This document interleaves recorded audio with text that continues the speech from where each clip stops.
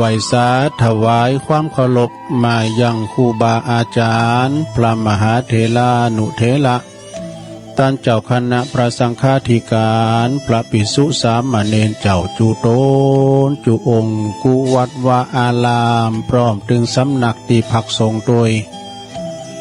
ขอความเจริญในธรรมเจริญปอน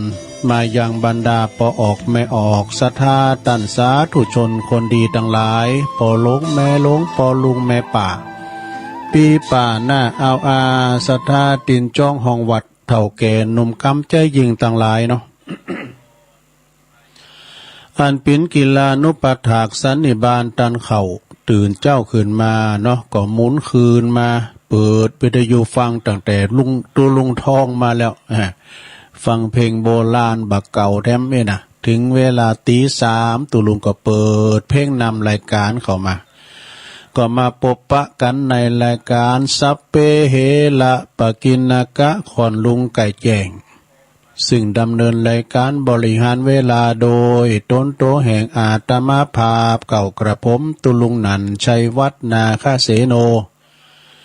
จัดรายการอยู่ที่วัดประธาตุดอยน้อยตำบลดอยหล่ออำเภอดอยหล่อจังหวัดเชียงใหม่ ก็มาฟังกันไปศรัทธาญาติโยมทั้งหลายเนาะเจ้านี้ก็จะเป็นเจ้าแลกะวันในวันพฤหัสเนี่ยศุกร์เสาร์มันจะมีอยู่3เจ้าหนึ่งศรัทธาเด้อ3เจ้าก็ฟังกันไปมาปะวันนี้เป็นเจ้าแลคือวัน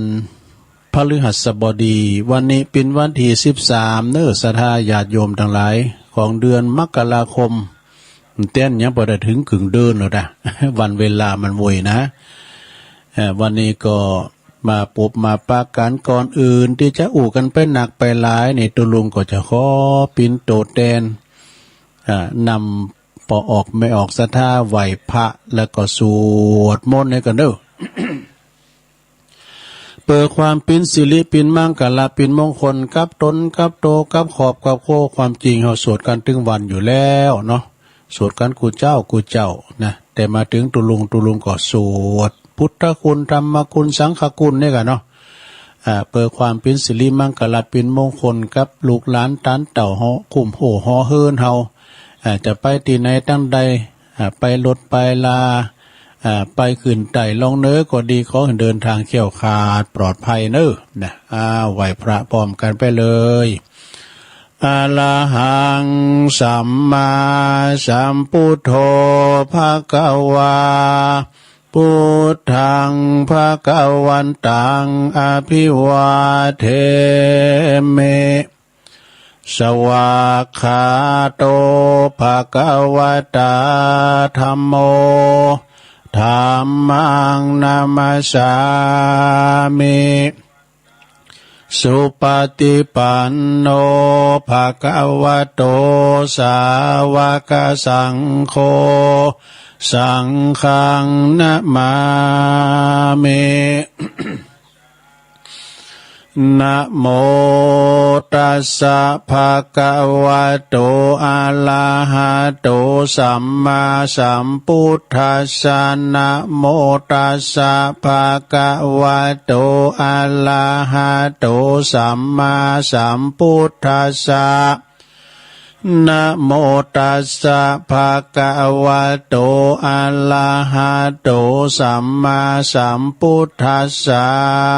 อิติปิโสภะคะวะอะระหังสัมมาสัมพุทโธวิจาจาลานาสัมปันโนสุกะโตโลกะวิโต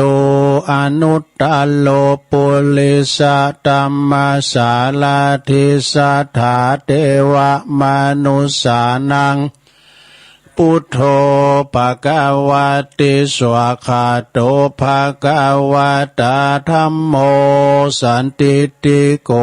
อากาลิโกเอหิปัสสิโกโอปันนยิโกปัจจตังเว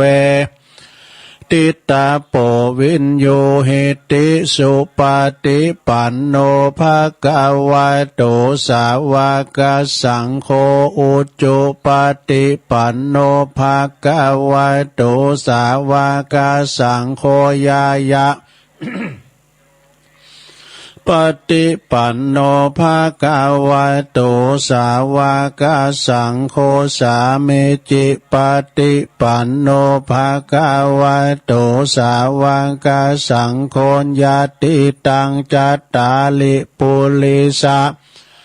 ยุคาเนอัฏฐปุริสะปุคลาเอสะภะคะวะโตสาวกสังโฆอาหุนายโยปาหุนายโยตักขินายโยอัญจลิกาลนิโยอนุตตลังปุญญาเขตังโลกัสสาติจะยันโตโปธิยามุเลสากายานังนันทิวัตโนเอวังตวังวิจัยโยโหหิจยสุจยมังคะเลอัปปลาจิตตปันลังเกสีเสปัตวิปุคะเลอภิเสเกสปะพุทธานังอากาปโตปโมตติ สุนักตังสุมังคลังสุปาปาตังสุโหติตังสุขาโนสุโมโหโตจะสุยิถังพลัมมาจาลิสุปทักขินังกายกัมมังวาจากัมมังปาทักขินังปาทักขินังมโนกัมมังปานิติเตปาทักขินาปาทักขินานิกาตวนะลาปันตเถปาทักขิเนสัพพิติโยวิวาจันตุสัพพะโลกโควินาสตุมาเตภวัตวันตรายโยสุขีติกายุโกภวะอภิวาทนาสีลิสานิจังวุตตาปัจจายโนจัตตารโอธรรมาวาทันติอายุวันโนสุขังปะลัง เอาละเนาะศรัทธาญาติโยมต่างหลายตุลุงก็ปิ้นเก้าปิ้นโหนำสวดมนต์ไปปิ้นตีเรียบร้อยก็ขอกุณพระติตไลลัตนะผ่านแผ่วพระแก้วเจ้าตั้งสามประการจงดลบันดาลมาปกป้องคุ้มครองรักษายังวัดวาอารามขวงแก้วตั้งสามครูบาอาจารย์พระมหาเถรานุเถระพระสงฆ์องค์สามเณรเจ้าอยู่กับวัดกับวาเนาะได้อยู่กำจูศาสนาเผยแผ่สัจธรรมไปนะงอกงามไพบูรณ์ในพระศาสนาปินเนิดนาบุญศรัทธาได้สักการะปูจากับไหวโพธเมตตาศรัทธาญาติโยมเนาะเวลาเปิ้นมีการมีงานนะงานมงคลงานอาวะมงคลตุเจ้าพันนายเฮาก็ตึงขาดแก้วไปไหนก็ไปสงเคราะห์อนุเคราะห์สงเคราะห์ซึ่งกันและกันไปเวลาว่าไฟใหม่ไต่ลามตาหลิงพังตาฝั่งโยดครูบาอาจารย์ก็เมตตาเนาะเอาเขาเอาของไปเจาะไปหอมอันนี้แหละคือว่าเป็นการหือกำลังจิตกำลังใจในยามนี้ก็เหมือนกันนะศรัทธาสาธุเจ้าพันนายเขาเปิ้นมาออกรายการก็คือสืบชะตาปินอาหารตั้งจิตตั้งใจศรัทธานะแต่ปินกูปินกิ้มก็เกี่ยวก็กุมลุ่มลาหักแปลงแฝงไฟกันไปนะเขาก็มีความสมัครสามานสามัคคีในพุทธศาสนิกชนเฮาในยามตุกยามยากก็หันอกหันใจกันเนาะนำเอาผ่านเอาธรรมบรรณาการมาแจกมาจ่ายแต่เป็นคุณละสัตว์ตายพ้องก็เอานำทำคำสอนปินตาดีขวางพ้องก่อนบาเลมเต็มแตะอย่างตัวลุงเนี่ย แต่ว่าหนุ่มมีกำเตะมองไงนะเนาะเอาก่อนอื่นนั้นก็จะหน่วยประดังสถานีวิทยุนี่กันสถานที่เปิ้นมีบุญต่อโสดประสาทหูเฮานะเก่าสถานีเด้อที่เปิ้นหับ สัญญาณรายการธรรมะภาคภาษายองช่วงเวลาตั้งแต่ตี 3ถึงตี 5นะก็ขอขอบคุณสถานีวิทยุเพื่อการศึกษาศาสนาและวัฒนธรรมวัดฝายหินตำบลสุเทพอำเภอเมืองเชียงใหม่ FM 104.50 เมกะเฮิรตซ์นะโดยเมตตาบารมีธรรมอาจารย์พระครูสมุวิศวัตรวรกิจโจนะอาจารย์พระครูเป็นลิงสัญญาณไปเจ้านะฟังเพลงกันโอ้เพลงบะเก่าก็โมนนะย้อนยุคเนาะลงเนาะสมัยอีเมลงเป็นสาวปะโตกุหลาบเวียงพิงเนาะเนาะสถานีวิทยุคณะสงฆ์อำเภอฝางนะ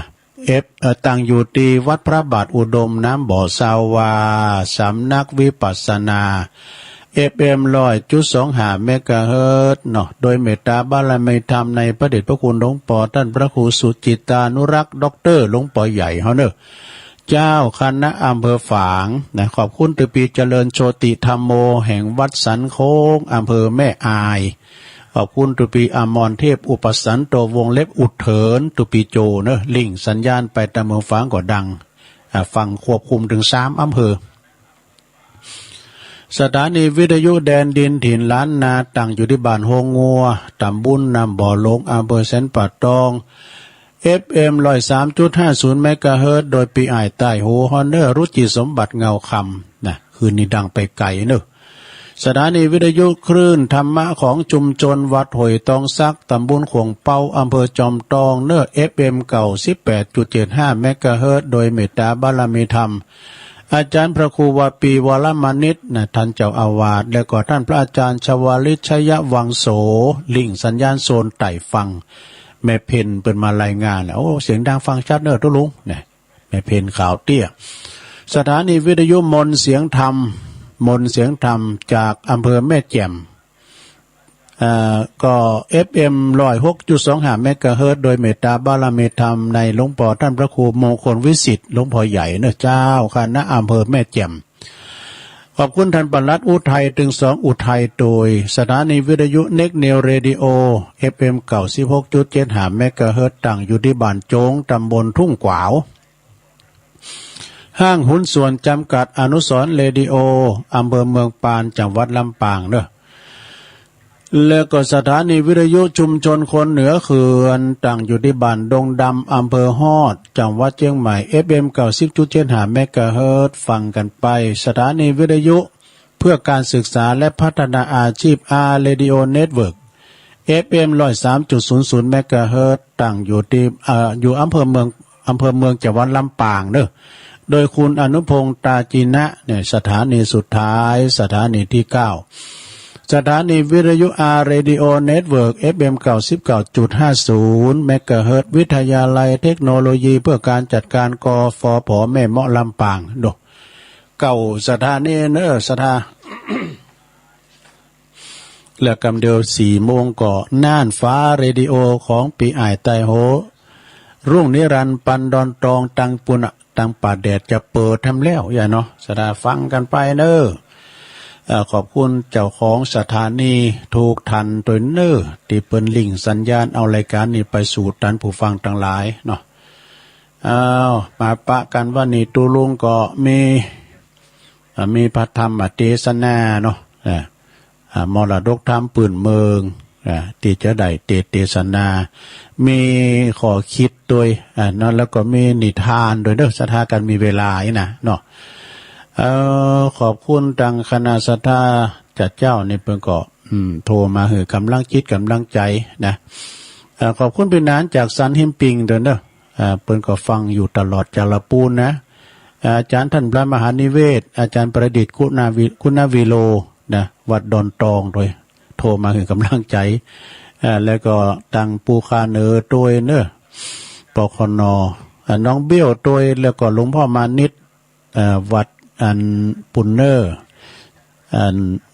สำนักสงฆ์ห้อมบุญโดยโทรมาให้กำลังใจมาจ้ากันก่อนเข้ารายการนี่นะ เอาสนาญาติโยมทั้งหลายแต่ว่านี่ก็ไปหันวงการลูกทุ่งก็ขอแสดงความเสียใจด้วยเนอะนักร้องในตำนานเนาะคุณพ่อไวยพจน์เพชรสุพรรณนะเจ้าของผลงานเพลงหลายเปิดมามีเป็น2-3 ปั้นเพลงบ่วะนะ เป็นรายการที่ว่าเพลงเป็นหนักที่สุดเปิ้นปั่นนักร้องดังมาแม้แต่ว่าพุ่มพวงดวงจันทร์ก็แม่นาสายันสัญญาเขาเนี่ยนะเพราะว่าเป็นคุณสุพรรณในห้องเพลงมนต์นะเนาะเพราะว่าจะเป็นไวยพจน์สุรพลเนี่ยเมืองมนก้านแก้วสุพรรณสายันสัญญาดู สอนเพชรสอนสุพรรณพุ่มพวงดวงจันทร์ขวัญจิตศรีประจันบรรหารศิลปะอาชาโหเมื่อใจ โพดอย่างบรรหาร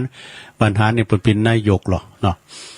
คุณพ่อไวยพจน์เนี่ยเป็นนักร้องในดวงใจสมัยตอนอีแม่เขาอีปอเขาเป็นบ่าวเป็นสาวเนาะเพลงห้องเพลงเพลงแหล่กาเปิ้นดังมาพร้อมๆกันเปิ้นเป็นราชาลูกทุ่งอย่างอาจารย์ปาจันเน้นหลักว่าเนาะสุรพลสมบัติเจริญเนี่ยเนาะเปิ้นดังมาพร้อมกันเปิ้นก็อายุ70ย่ำถึง80ปีทั้งปีเดียวซะท่าเนาะโอ้เป็นนักร้องในดวงใจเนอะเพลงผลงานเพลงเจ้าลุงเปิดไปจะหลายเป็นอัลบั้มเหมือนกันนะก็ขอแสดงความเสียใจด้วยเนอะนักร้องในตำนานผลงานเพลงแหล่นะเพลงแหล่โบสถ์ไวยพจน์ลาบวชก้าไอ้นะประกอบห้องกูกันตึงอันทศพลหิมพานต์เนาะโอ้ก็เอี้ยเนาะคุณเฮาคุณดังนี่ตายก็ดังนะสะท่าเนาะคุณลุ่มทูบ้านเฮาเจ้าบ้านนอกบ้านนาเนี่ยโอ้ไปหูเลิงหยังเนาะเอาห่างผู้ว่าเสวันเหือดู คุณมันก็เป็นไปตามนั้นน่ะเนาะสะท่าเนาะเหมือนกับครูบาอาจารย์พระสงฆ์องค์สังฆเจ้าเวลาเป็นมรณภาพเนี่ยนะการระวังใจปิ้นเจ้าอาวาสก็มันก็พอดังกับปิ้นเจ้าอาวาสก็ดังหน่อยไอ้กันเนาะอย่างนักร้องก็เหมือนกันนะสะท่าว่ามซื้อในวันเสาร์ไอ้กะนักร้องหนุ่มนาเสียงเด็ดสอนเพชรสอนสุพรรณเนี่ยเป็นมาโดยการจากจังหวัดสุพรรณบุรีก็ได้มรณกรรมไปอายุ74ปีสอนเพชรสอนสุพรรณมีหันสมัยหนึ่งนายโยมนะตอนนั้นตุลุงเป็นบ่าวน้อยนะสุมาได้อู่กำเก่าเปิ้นมาแสดงดนตรีคอนเสิร์ตวงใหญ่นะตีบ้านน้องเกิดนะน้องเกิดในตำบลตาตุ่มตุลุงก็ไปตัวพี่ไอ้ไต้โหเขาไอ้กับไปพอสอนเพชรสอนสุพรรณสมัยนั้นเพลงมอเตอร์ไซค์ทำหล่น โชคดีครับแฟนเนี่ยนะเอาเปิ้นก่อนที่เปิ้นจะเปิดวงเปิ้นลินดนตรีสากลในก็โน้สมัยเพลงRising Blabu แปลว่าอย่างหมดเปิ้นห้องแล้วก็เดี๋ยวเปิ้นห้องสุดท้ายเปิ้นมานะแต่ห้องไอ้กี่เพลงไปโหซะนะปวดตัวฟุ้นกันหนำมาดูตัวไปตัวมาน่ะกำนั้นน่ะเคิงมันเป๊ะหมดอ่ะเปิ้นลินกลางแกงดูโอ้คุณนักคุณหลายได้โอ้ถึงว่าสมัยเมื่อก่อนเนาะเนี่ยนักร้องในตำนานคุณดังตายก็ดังเนาะก็ขอแสดงความอาลัยจากปอครูทั้งสองท่านโดยสอนเพชรสอนสุพรรณแล้วก็ปอครูไวยพจน์เพชรสุพรรณด้วยเนาะเปิ้นก็ได้รับตาลาจากโลกนี้ไปก็เหลือกับผลงานเพลงเด้อเนาะก็ฟังกันไป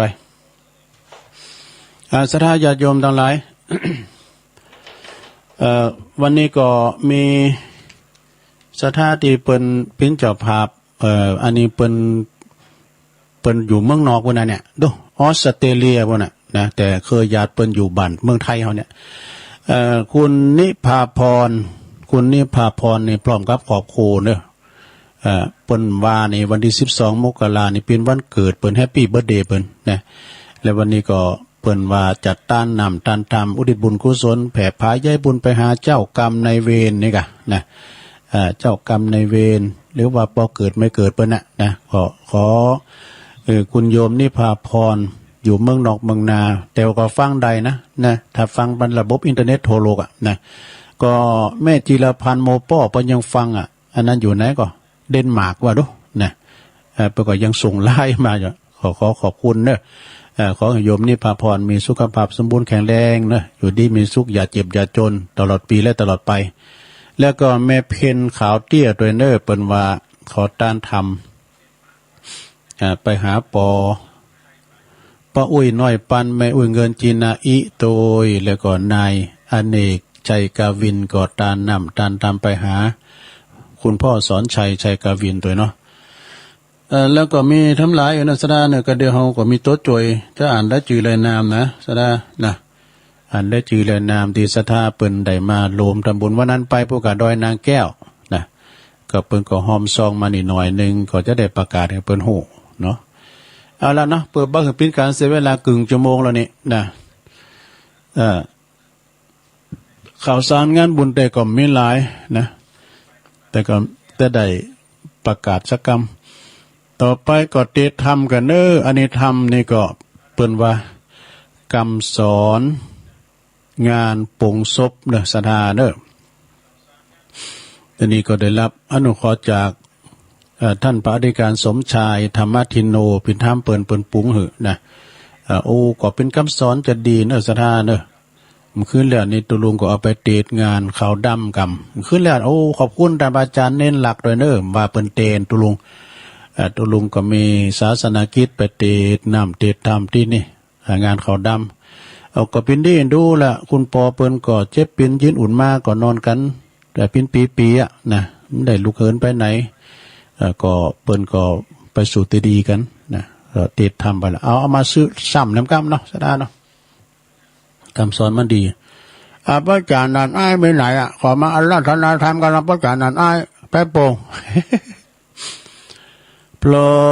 มมาเลยต้นอกแอนปาบต้องเต้นวิมานทองตามอันใดดีตาลาตาลองตามกองแห่งนักปราชญ์ผู้ข้าน้อยนาฏขออาราธนาธรรมธรรมะธรรมังปัจจังอาราธนังกะโลมะฟังไปรับไปในหลวงเนอะนะโมตัสสะภะคะวะโตอะระหะโตสัมมาสัมพุทธัสสะยาติสังวาปะเตปิจังตาติสังลัมปะเตพลังกัลยานะกัลลิกัลยานังปาปะกาเลจะปาปะกันติสาธาโวดุลาสัพปุลิสะทั้งหลายตั้งยิ่งใจหนุ่มเทาอันมีเจ้าภาพเก่าเป็นประธานมีใจบานผ่องแผ้วรับสินแล้วฟังธรรมนะจงดาจำแต่ตนติดสืบสนถึงปลายจักบรรยายบอกกล่าวเฮรู้ข่าวกองดีถึงการเสียผีศพซากอันปราดเจ้าหากสอนปัญปาการมวลหมู่ได้พรำรู้ตามเมว่าเมื่อเกิดมีคนตายกล้าภาค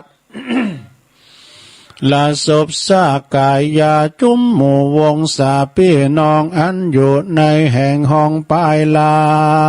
งมาเป็นตูขังโศกไมยานังร้องลำให้อาลัยถึงคนตายไปก้อยกาดบ่ได้ขาดเสียคนละห้องก็มาตาล้นเอาไม่เอาบอกกินข้าวแลน้ำโศกเศร้าล้ำอาวรจักหลับนอนก็บ่ได้มีแต่ร้องไห้คืนวันย้อนว่าลักอะไรกันบ่รักต่อคนตายจากไปนาเป็นดังว่าจักแตกย่อยยาแยกเปปังนักปราชญ์เจ้ายังกะไว้จุงเฮได้จำหมายว่าเมื่อมีคนตาย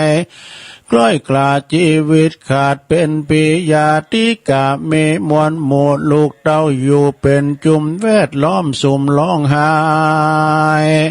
อยู่ที่ไกลคนตายย่อมผิดลวงหลายแบบเบาวันนักปราชญ์เจ้าสอนมาว่าคนโมลานามุบมู บ่อาจหูสันใดคนตายไปมวยมอดบ่อาจจากลอดขึ้นมาอันว่าญาติกาเจือเป่าตังลูกเต่ายิ่งใจเวทล้อมใหญ่ม้วนหมู่ร้องให้อยู่จอมกันทุกย่อมวันเอาไม่แก่คนผู้ร้องให้ได้กันว่ามีการตายกอดกาดกลอยขึ้นหน้าฝ่ายหอยตามธรรมอันองค์คำต้นโยดโยเตสนาโพธสอนมาว่าจุมสัตตามวลโมอันค้างอยู่โลกีย่อมมีการตายนี่เสียงไข้บอกเว้นไว้ตัวได้ภายจักตายไปเสียก่อนหรือตายย่อนไปลุนแล้วแต่บุญกรรมบาปอันกายหยาบมัวดำอันกาดตำสร้างไว้ในแต่ไทยเดิมทีถึงเป็นเศรษฐีมั่งเต้าตาเป็นเต้าเจ้าผาปาลาเป็นคนอนาถากันอยากตุกลำบากเข็นใจคนมีไว้หนุ่มเนาคนแก่คนเฒ่าจาลาคนฮึกหนาบาปบาย คนฮึกหนาใบบอดก็บ่อยู่ลอดก็นั่นบ่รู้ลอดกองดำคนมัวดำไม่เอาไม่ย้อนว่าตายย่อมตายเสียงควายดีลีแม่นจักเนลีซอนไปอยู่ที่บ่อนไกลหนอยู่ไปบนอากาศอยู่ต้องตาดวังใสหรืออยู่ในแม่น้ำอยู่เถื่อนทำคูหาอยู่ดงนาป่ำไม่ก็บ่อปนใดเป็นไม่อันว่าความตายมูบมูย่อมมีอยู่วันยามวานย่อมดับขันมวยมอดบ่อข้างลอดเป็นตาลาหันคนมอลานนานั่นสายกวนเกิดไว้ตามธรรมนะว่าการไข่กำล่ำถอยลือข้าลือต่ำก้อยมองขี่บ่อใจกองดีสักหยาดบ่อใจกองนักปราชญ์สอนปานกวนปาการก่อสร้างแต่ตาตั้งตังบุญเฮตานุนเขาน้ำว่าตูพร่ำปัจจัยฟังทำไปบ่ขาดหลังน้ำหยาดไปหา ผู้มอลานามวยมอดบุญไปลอดจูนนย่อมเป็นกุลอันใหญ่ปาเฮใดเจยบานแถมประกาศหนึ่งลาวขอหนุ่มเรายิ่งใจอันมานั่งหรือว่านอนยายมวนมัวจุงพลัมรู้ตามธรรมอันจักกาตามเลิกซากตามเก่าลากประเพณีบอกควรเอาคนมีมาเป็นแบบเบาบอกเอาเจ้ามาเป็นนายบอกเอาคนหลายมาเป็นใหญ่ฮือหูควายฮือหูใส่ของตัวบ่เมามัวตามเปิ้นบ่ใดเลื่อนตามเขาบ่กึดเบาเอาตื่นทุกปันหมื่นจังมีมาคนมอลันนากลาภาคจักได้เลิกซากส่งสักการเฮลูพามานตัวเก่าว่าเราเน่เล่าบ่ไม่ลายกันผ่านภายใหญ่ๆเราบ่รู้เราบ่ไม่ไว้ก็มายืมข่าวจักมองเงาเมื่อซอยตุกจองหอยด้วยมาคนมีคำขาดบ่ไหลหรือว่าคนยศใหญ่สักสูงเลิกซากบ่าปู่ลุงพ่อแม่ตั้งเท่าแก่เอาตั้งวงศานั้นใส่ย่อมมาเยอะได้ตามใจลงคำใส่ว่าวาดต่างเปียป้าดุลยาดนตรีปอกไฟเมรอพร้อมมาควายแม่น่ะเย่ใหญ่สันได้เงินคำใสแต่ก่อนบ่รู้ผ่อนหายนี้ บ่เครื่องขี่ไม่มาทุกบ่ปาดไปสูญไปลุนส่วนว่าการทำบุญนั่นโสดย่อมเป็นประโยชน์ล่วงลายแก่ผู้ตายมวยมั่งควรจะก่อสร้างตามมีส่วนดนตรีปีปาดทางภาษาร่างกายเครื่องประดับลายนั้นใส่มาไฟย่อมไม่ได้ประโยชน์หลายน้อยใหญ่บ่หอนได้มีมา เยอะเอางามตาเอาหน้าไตลุมฟ้าเมืองคนส่วนใจตนนั่นเราล้อนไม่เอามองขีคนโลกีโลกไตรวนนาไข่ยิ่งใจกันว่าวำวายมวยมั่งจากโลกกว้างสงสารสายวงวานพี่น้องต่างเปื่อนป้องวงใหญ่ป้ากันไปพร้อมนาส่งถึงป่าจ้าเสียพีแล้วก็ปากันนี่ปีกพวกอ้อยนาออกขึ้นมาส่วนว่าคนหมอลานานั่นใส่สร้างกรรมไว้สันใดกรรมจักป่าไปจะสู่เขตตามเก้าเหตุเดิมทีดังบาลีแต่ไทยอ่านนักปราชญ์เจ้าได้เตสนาว่ายาทิสังวาปาเตปิจังตาทิสังลัมปาเตพลังกัลยาณกาเลกัลยาณังปาปะกาเลจะปาปะกังดังนี้ใครเก่าจี้แปะเป็นไตว่าปุกกาละผู้ใดนั่นใส่สร้างกรรมไว้สันใดกรรมจักไปตอบสายเฮอใดร้ายและดีอุปมาเมดังนี้ลาว แล้ววันเม็ดเขาลงดินกันอาจินเงยงอกเม็ดเขานั่นก็เป็นกาบอกกายเป็นยาล้อมคาอุปมาดังนี้ใส่คนโลกไตสงสารมีใจหานกลายหยาบกาทำบาปมัวดามนะบาปจักนำตกทอดลงสู่รอดอเวจีกันกาทำดีก่อสร้างแต่ตาตั้งบุญนะบุญกุศลนี้จักหนุนส่งอยู่เฮอได้สู่สวรรค์ลือภายพันไปรอดเวียงแก้วยอดเนลปานนะแถมประการหนึ่งเหล่านักปราชญ์เจ้าจะสอนว่ากันมีคนเมื่อหมอนมูบหมู่ปีน้องหมู่วงศาบอกกวนเววาร้องไห้หรือโศกไม่เครื่องขี่กวนหลีกหนีกรรมบาปอันกายหยาบจูบปาการสุลาบานไอน้ำลาวอย่าดื่มเข้าลงคอจะรู้จักปออิ่มกายใจเบื่อหน่ายว่างลาบอกเอาสัตว์นามาค้ำคาเพื่อลาบสากินกันมาบอกการพานานาเว้นขาดบ่ไม่มาดมัวดำมีสินจำจูผู้ทวนนากู้ยิงใจมีใจอาภายเพื่อแผ่หือตันแก่ภิกขุสังฆเจ้าคน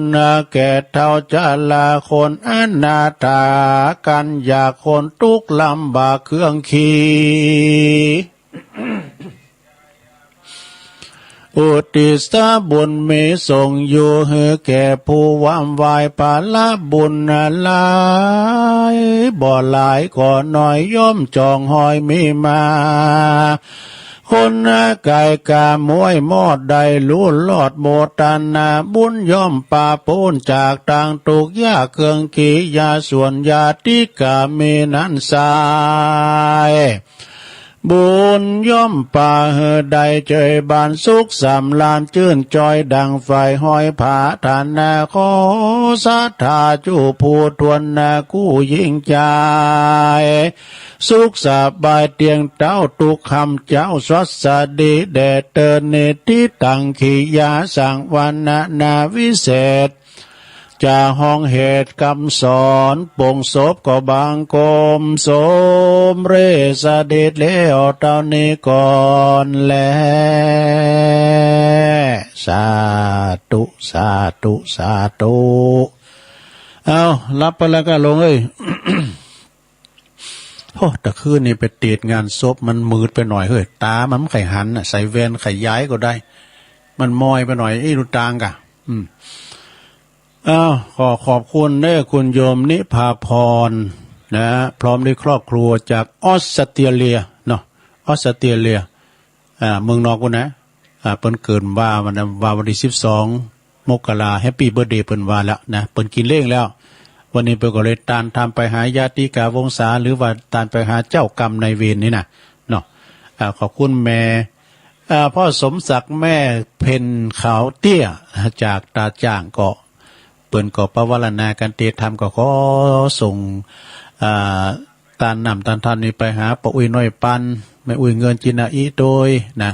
แล้วก็นายอเนกชัยกาวินก็ตานไปหาปอเปิ้นคือปอสอนชัยกาวินด้วยเนาะนะแม่นกะเนาะต่อไปก็เดี๋ยวก่อนเนอะอันนี้มาว่าดำกรรมนึงเกินสระเอ้ยเนาะว่ากันไปเวลาตุลุงเปิดเลิกเปิดเติมจังก็เดี๋ยวจะเล่านิทานอยู่หรอเอานิทานนี้ก่อนนี่กะตุลุงมันขี่ว่าเนี่ยมันขี่ติดพันนะก็เดี๋ยวกันถ้าเรานิทานเนี่ยเคยได้ยินแล้วในโลกเนาะเพลงไปก็มีหรอนิทานเรื่องนี้นะอาจารย์พรพิรมก็เลยเอามาเป็นเพลงแหล่แล้วนะแต่มันเนิร์ดหาศาลามันดีนะตุลุงก็ใส่นมใส่เนยใส่นมใส่เนยไปพองเนาะนิทานเรื่องนี้ให้ชื่อเรื่องว่าใจอันนี้พญามารเนี่ยอันนี้พญามารเอานิทานเกิดในโลกเนอมีคติเตือนใจนะอันนี้แปลว่าให้ทุกแก่ท่านทุกนั้นถึงตัวนะหรือว่าบาลีตุลุงเป็นต่างไว้ว่าทุกแก่ท่านทุกแก่ตัวทุกแก่หัวนัว อันนี้มันบาลีเถื่อนด้วยนะตุลุงทุกแก่ท่านทุกแก่ตัวทุกแก่หัวนัว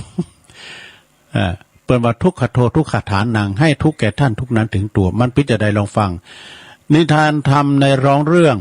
สุนัขนายพรานสุนัขชื่อโกกะนะใหญ่อันนี่นะอันนี้เป็นนิทานทำเคยเอามาเล่าแล้วกันก็ฮะมึนเนาะก็ทราบไหมเนาะมันขอหามันเดียนะครั้งหนึ่งนะมีนายพรานคนหนึ่งนะชื่อว่าโกกะมีสุนัขเป็นบริวารเนี่ยปุถุม้าเป็นหนักในปุตตโรหรือปุพามันตัวหนึ่งชื่อมันว่าผู้ตาบมันจังซุบสับจอมลอยตัวหนึ่งชื่อว่าผู้ดำมอยโป๊กห่างล้นกลางดังไปพับป่าเชียงลอยตีตัวหนึ่งชื่อว่าไอคนเยซอมซอมันจังห่มรอคบเสือตัวหนึ่งชื่อว่าผู้คำเครือคบหยาบ การมันกันกาบตึงบ่อสวะตึงบ่อวางเอาพ้างงางกลางจึงจักออกได้ตัวหนึ่งชื่อว่าไฟเดือน5ตัวหนึ่งชื่อว่าฟ้าเดือน6หันยาโจกบาดใดไล่ต้านใจตัวหนึ่งชื่อว่าบาดาวเสด็จลงป่าใด7 วันมันก็ยังผ่านคืนมารอดตัวหนึ่งชื่อว่าผู้ดำปอดตาแหวน เอาเสียงแข่งปานดังฟ้าผ่ากองอาตกามอนแดนาดงตัวหนึ่งชื่อว่าไอ้ด่างหางแดงเจ้ามันฮักมันแปลงผูกไว้มาตัวนี้มันใจใดกูอัน สีตินยันอองเต่าปักมันเห่าหานเล่นตามมันแงนหาหางเพิงแหล่หางหอกหางมันสุกซอกเกาหูหนูหูมันฟังเจ้ามันเรียก มาอเนกประสงค์มันผสมให้หน่อยเนาะเพราะว่าหมามันหลายนี่นะนายพรานโกกะคนนี้นะมีสุนัขเป็นบริวารนะการเวลาว่านายพรานโกกะนี่จะไปสู่ป่าไปลาเหนื่อยเนาะปวดตัวม้าก็จะเวทนะเวทแล้วมันมีเป็นกองทัพหรออันนี้กองทัพหน้าเนี่ยไปหน้าพวกเราโอ้เป็น10เป็น20ตัวบุญ2ป้ายหน้า2ป้ายขวางขวาตั้งซ้ายก็มีตั้งขวาก็มีปลายหลังก็มีปุตโตมันอยู่บริวารแวดล้อมมันมีสุนัขเป็นบริวารนะในพรานนี่ก็ไปสู่ป่าเนาะ เปิดว่าจะไปเสาะว่าหากินไปยิงกวางยิงฟานนะไปลาเนอร์ได้มาแล้วก็เอามาแหมมาเล่งลูกเล่งเมเหลือแล้วก็ขายนะเหลือแล้วก็ขาย ก็เปิดออกไปสู่อรัญญประเทศลาวป่าไปหาเนอร์หากวางหาฟานหมีมันก็ยับอีวอกมันก็เอา เอามาหมดอ่ะนะกัดตายก้ามจะก้าในหยุมได้กระหันในพานคนม้ามันเห่างอกไอ้น่ะปุดต้มมาดึงแลนกันสุดๆละก็ขึ้นก็ไม่มันก็ลอบก็ไม่แล้วเนาะเนี่ยม้าบุพันม้าในพรานโกก้านี่มันลายเนาะในสมัยนั้นก็ยังมีตุเจ้าเดินธุดงค์ตัวหนึ่งพระเดินธุดงค์ลงขึ้นแล้วเนาะโอ้ตุเจ้านี่เวลาเจ้านี่ก็ปุดโตอาหารการกินมาอยู่ที่ศรัทธาบุโดเนาะต้องไปพิขาจารไปเลยเดินรับบิณฑบาตตามสมัยเนี่ยเป็นวาในบทอาบัติของตุเจ้านี่ใช่ไหมอย่างตุลุงนี่ก็อาบัติเหมือนกันเนี่ยเป็ดก่อไฟเพื่อพิสุห้ามก่อไฟเป็ดติดไฟไปหึงไฟก็ไม่ได้นะหึงไฟหึงหนาวก็ไม่ได้นะเนาะไปถอนหญ้าทุกอย่างขาดผักของเขียวก็ไม่ได้นะอาบัตินะหลวงแต่มันเป็นอาบัติเล็กๆน้อยๆอย่างตุลุงเขาเนี่ยอยู่บนดอยศรัทธาเอ้ยไผอย่ามาเตียวขึ้นมาดอยมีการวันศีลอะไรจะบอกคือนะพอตุลุงก็มาเข้าก็แจ้เข้าอันนี้เนาะทับอาสาลุงขึ้นเจ้านะเอาพระผู้เป็นเจ้าเนี่ยพระผู้เป็นเจ้าก็นุ่งห่มคุ้มเป็นปริปุณนังเป็นว่าอย่างก็ปริบนทนเนาะนุ่งสบงทรงจีวรพิธีเรียบร้อยบาตรจะเดินไปเดินบิณฑบาตพิขาจารย์ตามตีสมณวิสัยแห่งระหว่างบาทนะนายพรานได้ทัศนาการหันตุเจ้าตอนนั้นโอ้ก็มีความโหดความเกลียดว่ะอย่างสมัยก่อนในเปิ้นแบกแสะแบกจำไปแพะไปไปกลางตุงกลางนากระหันพระน้อยกะหันตุเจ้าเขาว่ามันแกนว่ะแล้วมีหันลายนึงเฮ้ยถึงมือถึงวันนี้ไปหากินจะฮื้อก็ไม่ได้นี่ไปปัดตุนันสุมาเนอะก่อนมันเป็นพระใหม่โดนบทใหม่เนาะไปปัดตุนันปุตตุวันนั้นยมมันคือว่าเอามาเป็นตัวต่างให้หมอมานว่าไอ้ดอกในพระในประทัศนาการหันตุเจ้าก็มีความโหดโมโหโตโสบังเกิดความพอใจว่าโอ้ตุเจ้ามานี่แล้วดูน่ะแกนก็เนี่ยไปหาลาหาเนื้อหาสัตว์ก็ไม่ได้ก็ถ้าเกิดว่าน่ะปุตโตทันใดนั่นเองเนาะมันถูกจัดตาตุเจ้าอะไรนี่เนาะมีความปรารถนาที่จะจองกรรมจองเวรหรือว่าไปเบียดเบียนเพิ่นน่ะจุ้ยม้ากะเอาตายบ่เอาปุตโตก็มานี่ก็มาฮอตตบมือนะมาซ้ำเอาดีๆแหละเนี่ยอย่างโง่ควายกันแล้วก็มันอ่อนก็ว่ามันแต่จุนมันอ่อนกันดูเอาโหเง่งนี่ควายนะมันปู่งานนี่จุนก็ไม่ปากกระตอนนะปุดสะดึกสะดังนี่ปุดบ่ได้สมัยมันก่อนในหลวงเปิ้นเอาเจือกไปตุ่มไปหนึ่งกันนะมันแต่ได้ออกกันนะก็จุ้ยม้ากดไล่ครบอันตุเจ้ากะตุเจ้าก็เอาไหนได้ปุดโตบาดเฮตีฟ้าบาดเฮตีเนี่ยปุดโตเฮฟื้นเนาะมานี่เนาะลูกในโกกับมาเนาะ ทำไรติดเอาไหนมันได้ไหนตุเจ้าคืนก็ไม่กะเนาะแลนขึ้นก็ไม่นะสุนัขทั้งหลายก็มาล้อมรอบเห่าอยู่ตั้งหลุมเอ้าบ้ามันตุดหลายเนาะผู้เขียวห้างดอกก็ไม่หรอกเห่ากันปุยสุนัขก็หนีหมาขึ้นต้นไม้แล้วเนาะสุนัขข้าทั้งหลายก็มาล้อมประชุมจุ่มนุมกันหยิบโคนต้นไม้ว่ะเปิดว่าจะครบซึ่งภิกษุนั้นนะนายพราน นั้นแลนมาถึงปื้นต้นไม้ ก็ไม่กระดานก็ไม่ทำสูงกันอย่างนี้ก็เอาหอกที่ไปลาซัดเอามาไล่ทิ่มแตงเอาฝาบาทเตียนองค์ตีนตุเจ้านะแตงทางซ้ายแตงทางขวาเลยทำไหลออกมาบาดพื้นตุเจ้านั้นก็ได้ทำได้ทุกขเวทนาปินันมากภิกษุเจ้าตอนนั้นก็ห้ามสักต่อใดมันก็ฟังในพานั้นก็เอาจิ้มทีเดียวตัวแกนกันมาอย่างตอนนี้เนี่ยไปหากินได้ตัวแกนกันเนี่ยเอาตายจุ้ยมามั้ยโอ้เป็นนั้นขอร้องโดยวาจาก็ฟังตุเจ้านะขอร้องเด้อจะไปย่านเดี๋ยวก็แตงทางซ้ายเดี๋ยวก็แตงทางขวามาถึงฟัง นายพรานก็แต่งที่เนี่ยนะภิกษุนั้นก็เสวยทุกขเวทนามีร่างกายอันสั่นไหวอันหวั่นไหวจีวรทันใดในจีวรนะผ่าคุมเพื่อผ่าจีวรก่อนเพราะว่าผ่าร่างกายดอก ผ่าเจ้นนอกนะผ่าร่างกายผ่าร่างกายที่คุมนั้นร่างกายของภิกษุนั้น ก็พลัดตกลงมาคุ้มในพรานแห่งในพรานว่าตังสุนัขาฝ่ายสุนัขะนั้นก็บัดเต้นสังเกตเนาะ ก็สำคัญว่าโอ้ตัวเจ้านั้นตกลงมาแล้วเว้ยกะเพียงว่ามันคุมใส่ตัวกันหัวหน้าเจ้านายมันคุมใส่ในพรานกับปุตตุ้มหมาตัวนั้นก็ปากันวิ่งก็มาคบซึ่งนายพรานโกกะแล้วก็กินเป็นอาหารบ่ว่ากินเนื้อเป็นอาหารเหลือแต่สาโครงกระดูกเท่านั้นว่าดูโอ้เอาบ่ครบแล้วมันตกมาแล้วบ่ภิกษุนั้นก็เลยหลังจากที่มันเหลือกระโครงกระดูกแล้วเนาะภิกษุนั้นตุจอนั้นก็เอาไม้แห้งเนาะเกาะไม้แห้งไล่มาเซ้าไปนี่ก็มันจะลุ่งเนาะตุจอจะลุ่งต้นไม้หมาก็เงยพอปวดโทปิ้นวำเดียวนี้เฮาฆ่าเจ้านายกันน่ะ ภิกษุใดก็ฮักเอาไม้แห้งมาแกว่งไล่ซึ่งสุนัขะทั้งหลายเปิดตีจะหือมันนี้จากไปที่หันสุนัขทั้งหลายก็ปากันแงนขึ้นไปดูจึงหันภิกษุยังอยู่บุญ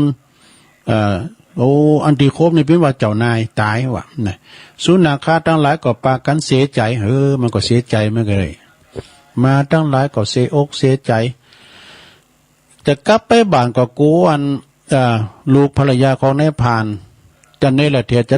ะอันบุบจากอันนี้กะนะก็ปากันปาถนาการหนีเข้าป่าไปหมดว่ะโอ้หมาวันนั้นเลยกลายเป็นหมาป่าหนีเข้าป่าไปหมดในกาลนั้นโซลุทโกเห็นนะฝ่ายว่าในพรานครั้งนั้นทำลายสังขารเมื่อว่าลงหลับดับขันไปแล้วก็ไปบังเกิดในนรกว่ะเสวยทุกขเวทนาโดยอำนาจกรรม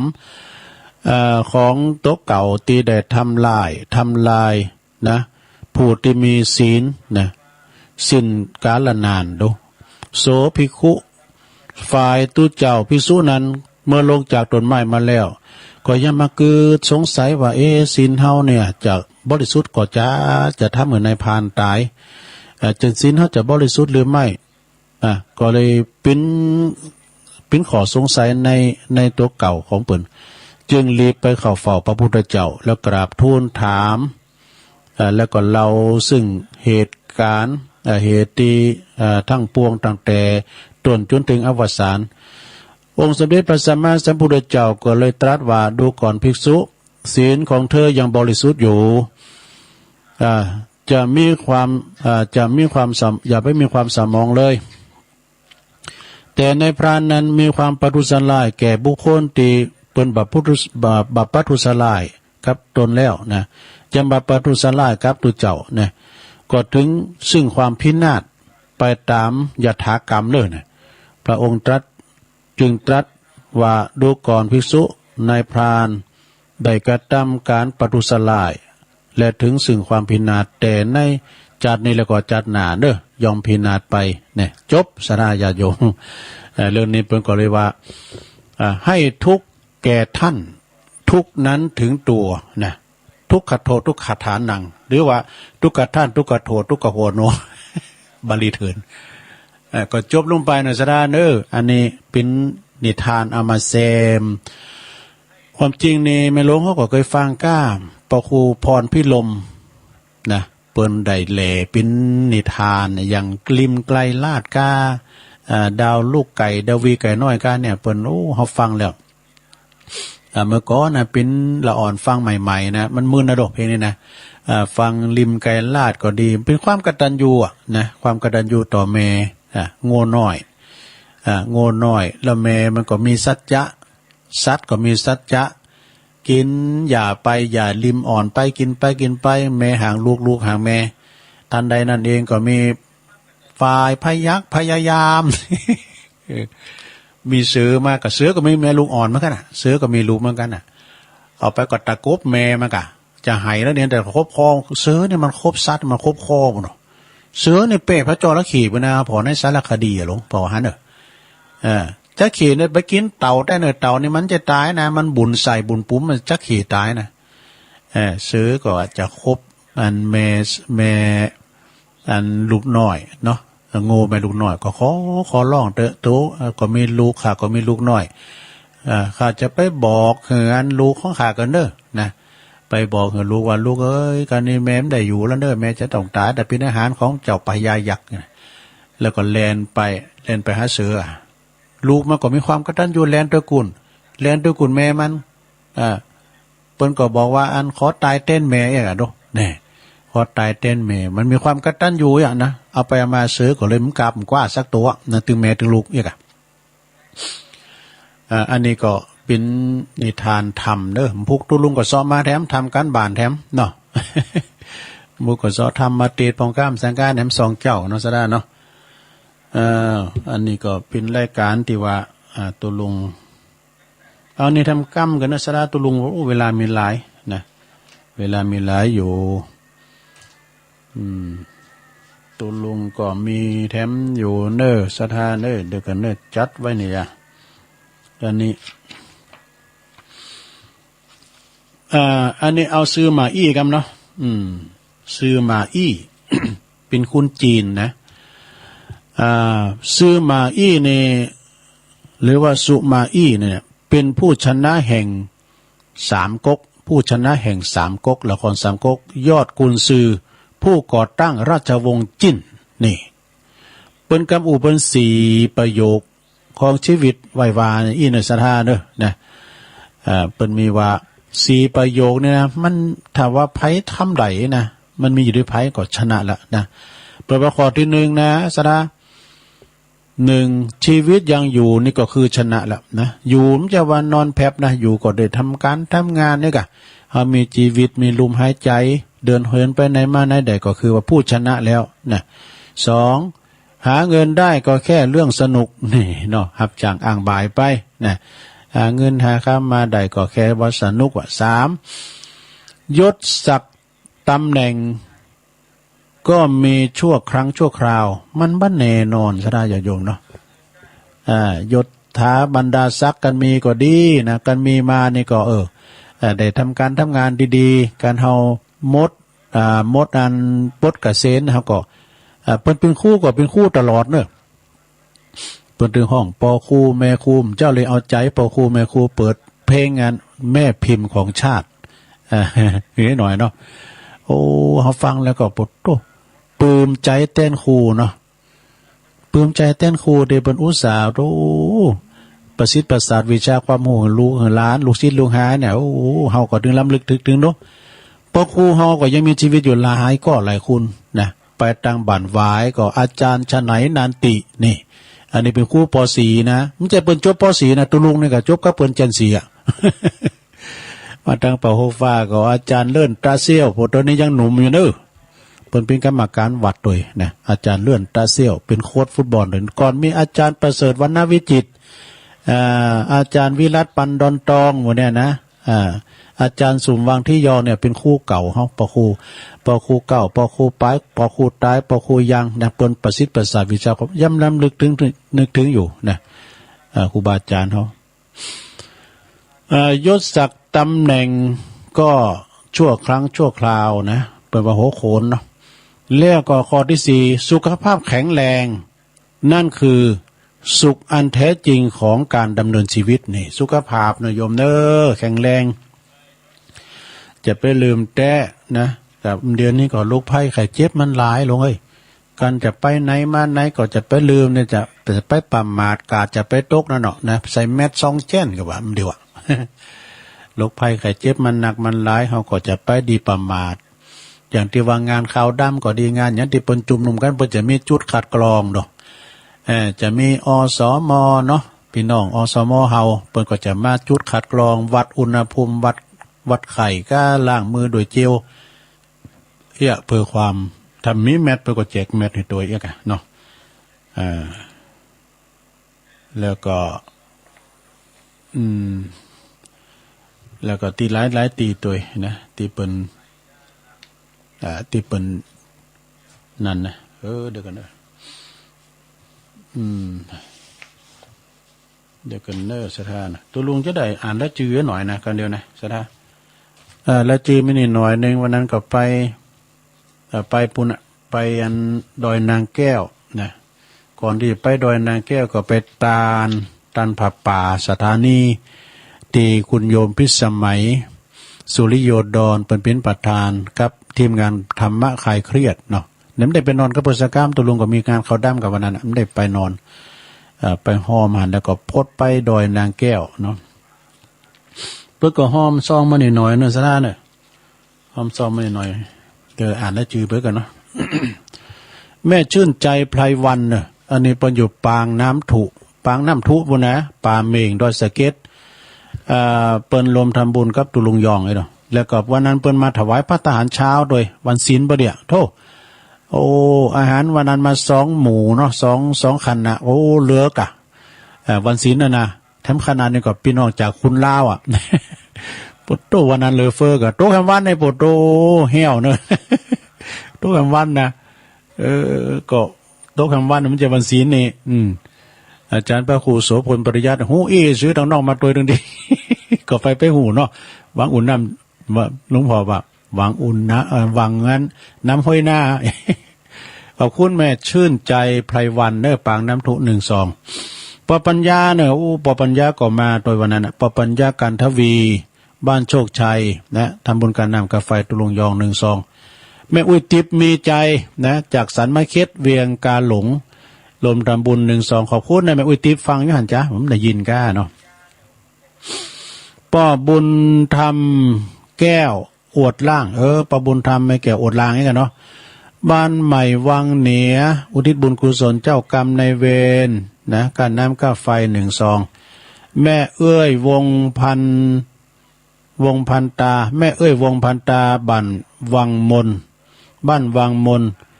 วังเหนือลำปางกันน้ำก้าไฟ12แม่พันทาวันนะโอ้แม่พันนี่ก็ไปเนอะแม่พันนี่เปิ้นอยู่ป่าไม้แดงกว่านะดอยสะเก็ดโอ้เกิดยามมฮอดปีแล้วเปิ้นตาลวันเกิดนะเอาเครื่องเป่าขี้เยอะมากนะเครื่องเป่าใบใหม่มาตาลโอ้ขอบคุณแม่พันเนอะแม่พันทาวันนะจากป่าไม้แดงดอยสะเก็ด12แล้วก็อันนี้แม่น้อยตันหลงคุณเล่าเนี่ยแม่น้อยก็ลมทำบุญมา12นะแล้วก็อันนี้ร่วมทำบุญฟังธรรมของตู้ลุงยองวัดดอยน้อยเจ้าแม่พัฒนันวิจิตรไพศาลนางสาวพนิตาพรหมมินอันนี้เป็นนักร้องเนี่ยที่ห้องเพลงดอยนางแก้วแล้วก็แม่เพนแม่จันเพนคำโพธาตาขามเนี่ยแม่เฮีย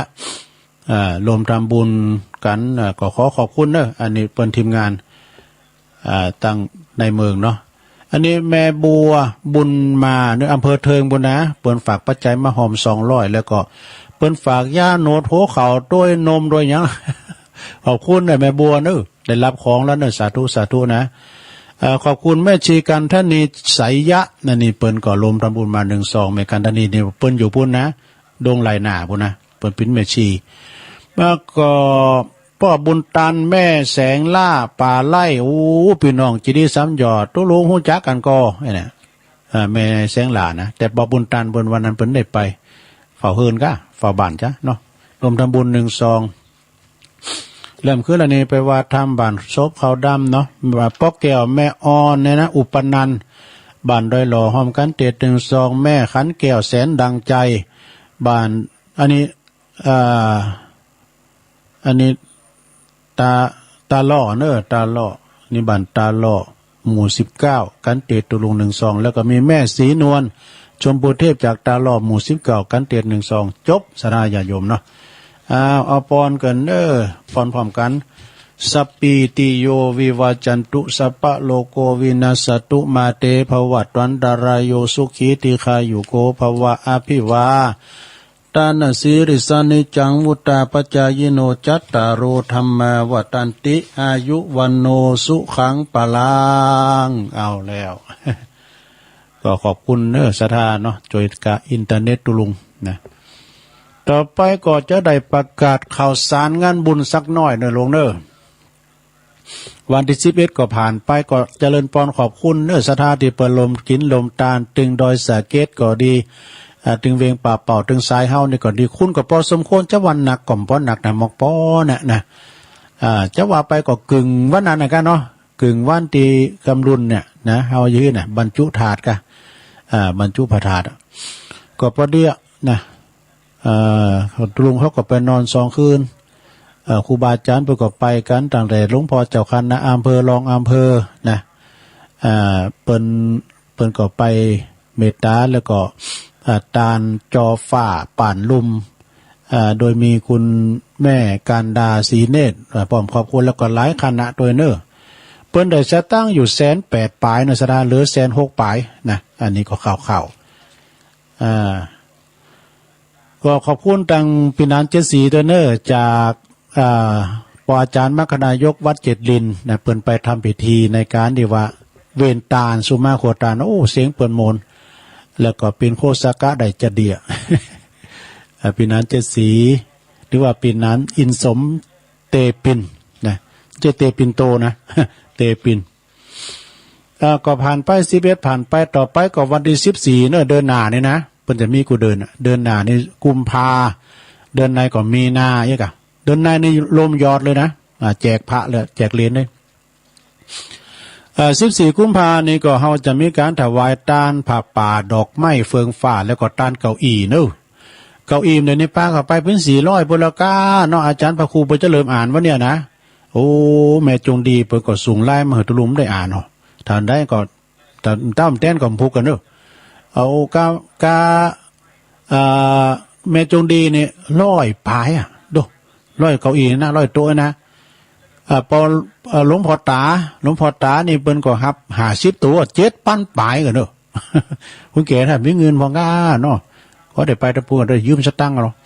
14เนอะสถานจะด้านดอกเฟืองฟ้าเก้าอี้โดยนะเอาไว้กับมอน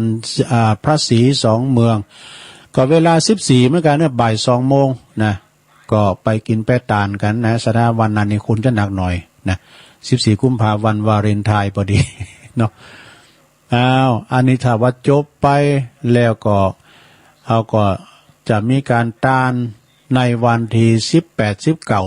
บเนอะมีนาคมเปิ้นจะยกยอดชัดสมโพธิพระธาตุเจดีย์แล้วก็ถวายสิ่งก่อสร้างตั้งหลายเสนาสนะทั้งหมดทุกอย่างรวมยอดเลยตีดอยนาแก้วจะแห่โคตานกันนี่จะแห่ผ้าห่มพระธาตุจะกินโขนข้าวติบน้ำติบการแถมดิบนี้จะมีซอด้วยนะวันนั้นนี่ก็จะมีการแจกเหรียญด้วยเนอะสถานที่สั่งจองไว้นะก็อันนี้เป็นสำหรับดอยนางแก้วเนาะขอประกาศถึงสถานญาติโยมวันที่20เดือนเนี่ยนะมกราคมนี่นะต่างคณะสถาวัดม่อนฤาษีพร้อมกับคณะกรรมการปจารลำวัดและก็คณะสงฆ์เขาโดยก็จะได้จัดพิธีทำบุญสืบจัดตาหลวงแบบล้านนารับขวัญการเดินทางกลับจากจังหวัดสหรัฐผมว่ามีเยี่ยมได้กลับจากเมืองนอกสหรัฐอเมริกานะในเมตตาบารมีธรรมอาจารย์พระครูสุเมธธรรมเสวีนะก็เวลา9 โมงประสงค์30รูปเจริญพระพุทธมนต์นะสืบชะตารับขวัญเบิกบานลายสีรับขวัญปัดขอรอนามกับพระครูสุเมธธรรมเสวีในวันที่20 มกราคมที่วัดม่อนฤาษีนะตั้งคณะกรรมการปจารลำวัดคณะศรัทธาทุกหลังคาเฮินเนี่ยจัดพิธีรับขวัญ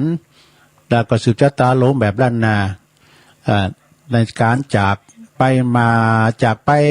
จำพรรษาที่สหรัฐได้อยู่1 พรรษาเนาะแล้วก็เปิ้นจะเดินทางมาเดือนนี้มาแล้วนะแต่เปิ้นได้กักตัวไว้แต่ว่าลูกเมืองนอกมากักตัว7 วันนะจะมาถึงนี่วันที่16แล้ววันที่20เปิ้นก็จะได้สืบชะตาหลวงเนาะรับขวัญท่านพระครูสุเมธธรรมเสวีวันที่20นะโยมเนาะเอางานต่อไปสดาญาติโยมทั้งหลายดอกไม้บานไม่บานตลอดปีโอกาสดีไม่มีบ่อยครั้งเชิญลมขอเชิญสาธุชนผู้มีจิตศรัทธาเข้าร่วมพิธีมหาพุทธาเทวาภิเษกหล่อองค์สมเด็จพระพุทธปฏิมากรพระพุทธเจ้านามบนว่า หลวงพ่อทันใจสมปรารถนาประสิทธิมงคลเนอะพระเจ้าตันใจขนาดหน้าตักกว้าง99 นิ้วความสูง127 นิ้วเนอะแล้วก็รวมกันทำบุญตอดผ่าป่าสามัคคีมหากุศลด้วยนะสมทบทุนในการสร้างซุ้มประตูวัดเนอะแล้วก็ผ่าป่ากรุงเทพลำพูนเชียงใหม่สู่อำเภอแม่อายณมณฑลพิธีวัดสันห้าง วัดสันห่างนี้ต่างอยู่ตำบลบันโลงอำเภอแม่อายจังหวัดเชียงใหม่ในวันเสาร์แล้วก็วันติด2 วัน19 มีนานะสถา19 มีนาเปิ้นจะมีพิธีบวงสรวงเวลา9 โมงพิธีมหาพุทธาภิเษกนั้นนี้ก็ตลอดวันตลอดคืนนะพระอาจารย์อำนาจอัคปัญโยตุลุงจ่าน้อยพิธาจารย์ฝากประกาศมาเนอะไปกินไปตามด้วยกันนะนี่ก็ตั้งไม่อายเนอะสถาเนอะต่อไปงานต่อไปสดาญาติโยมทั้งหลายวันที่16 ถึง 21 มีนาคมเนอะเปิ้นก็จะมีการออกเมนพระราชทานเพลิงศพท่านพระครูวรวัฒน์วิบูลย์หรือวัดตุลุงบุญเนอะอดีตเจ้าวัดหนองหอยตำบลป่าสร้างอำเภอป่าสร้างจังหวัดลำพูนเนอะเปิ้นได้ละสังขารไปเมื่อละนะแต่ว่าวันที่16นั้นเปิ้นก็จะลากพระศาสตร์อาราธนาสรีลารางอันไล่ดวงวิญญาณของครูบาบุญนั้นสู่ปราสาทนกหัสดีลิง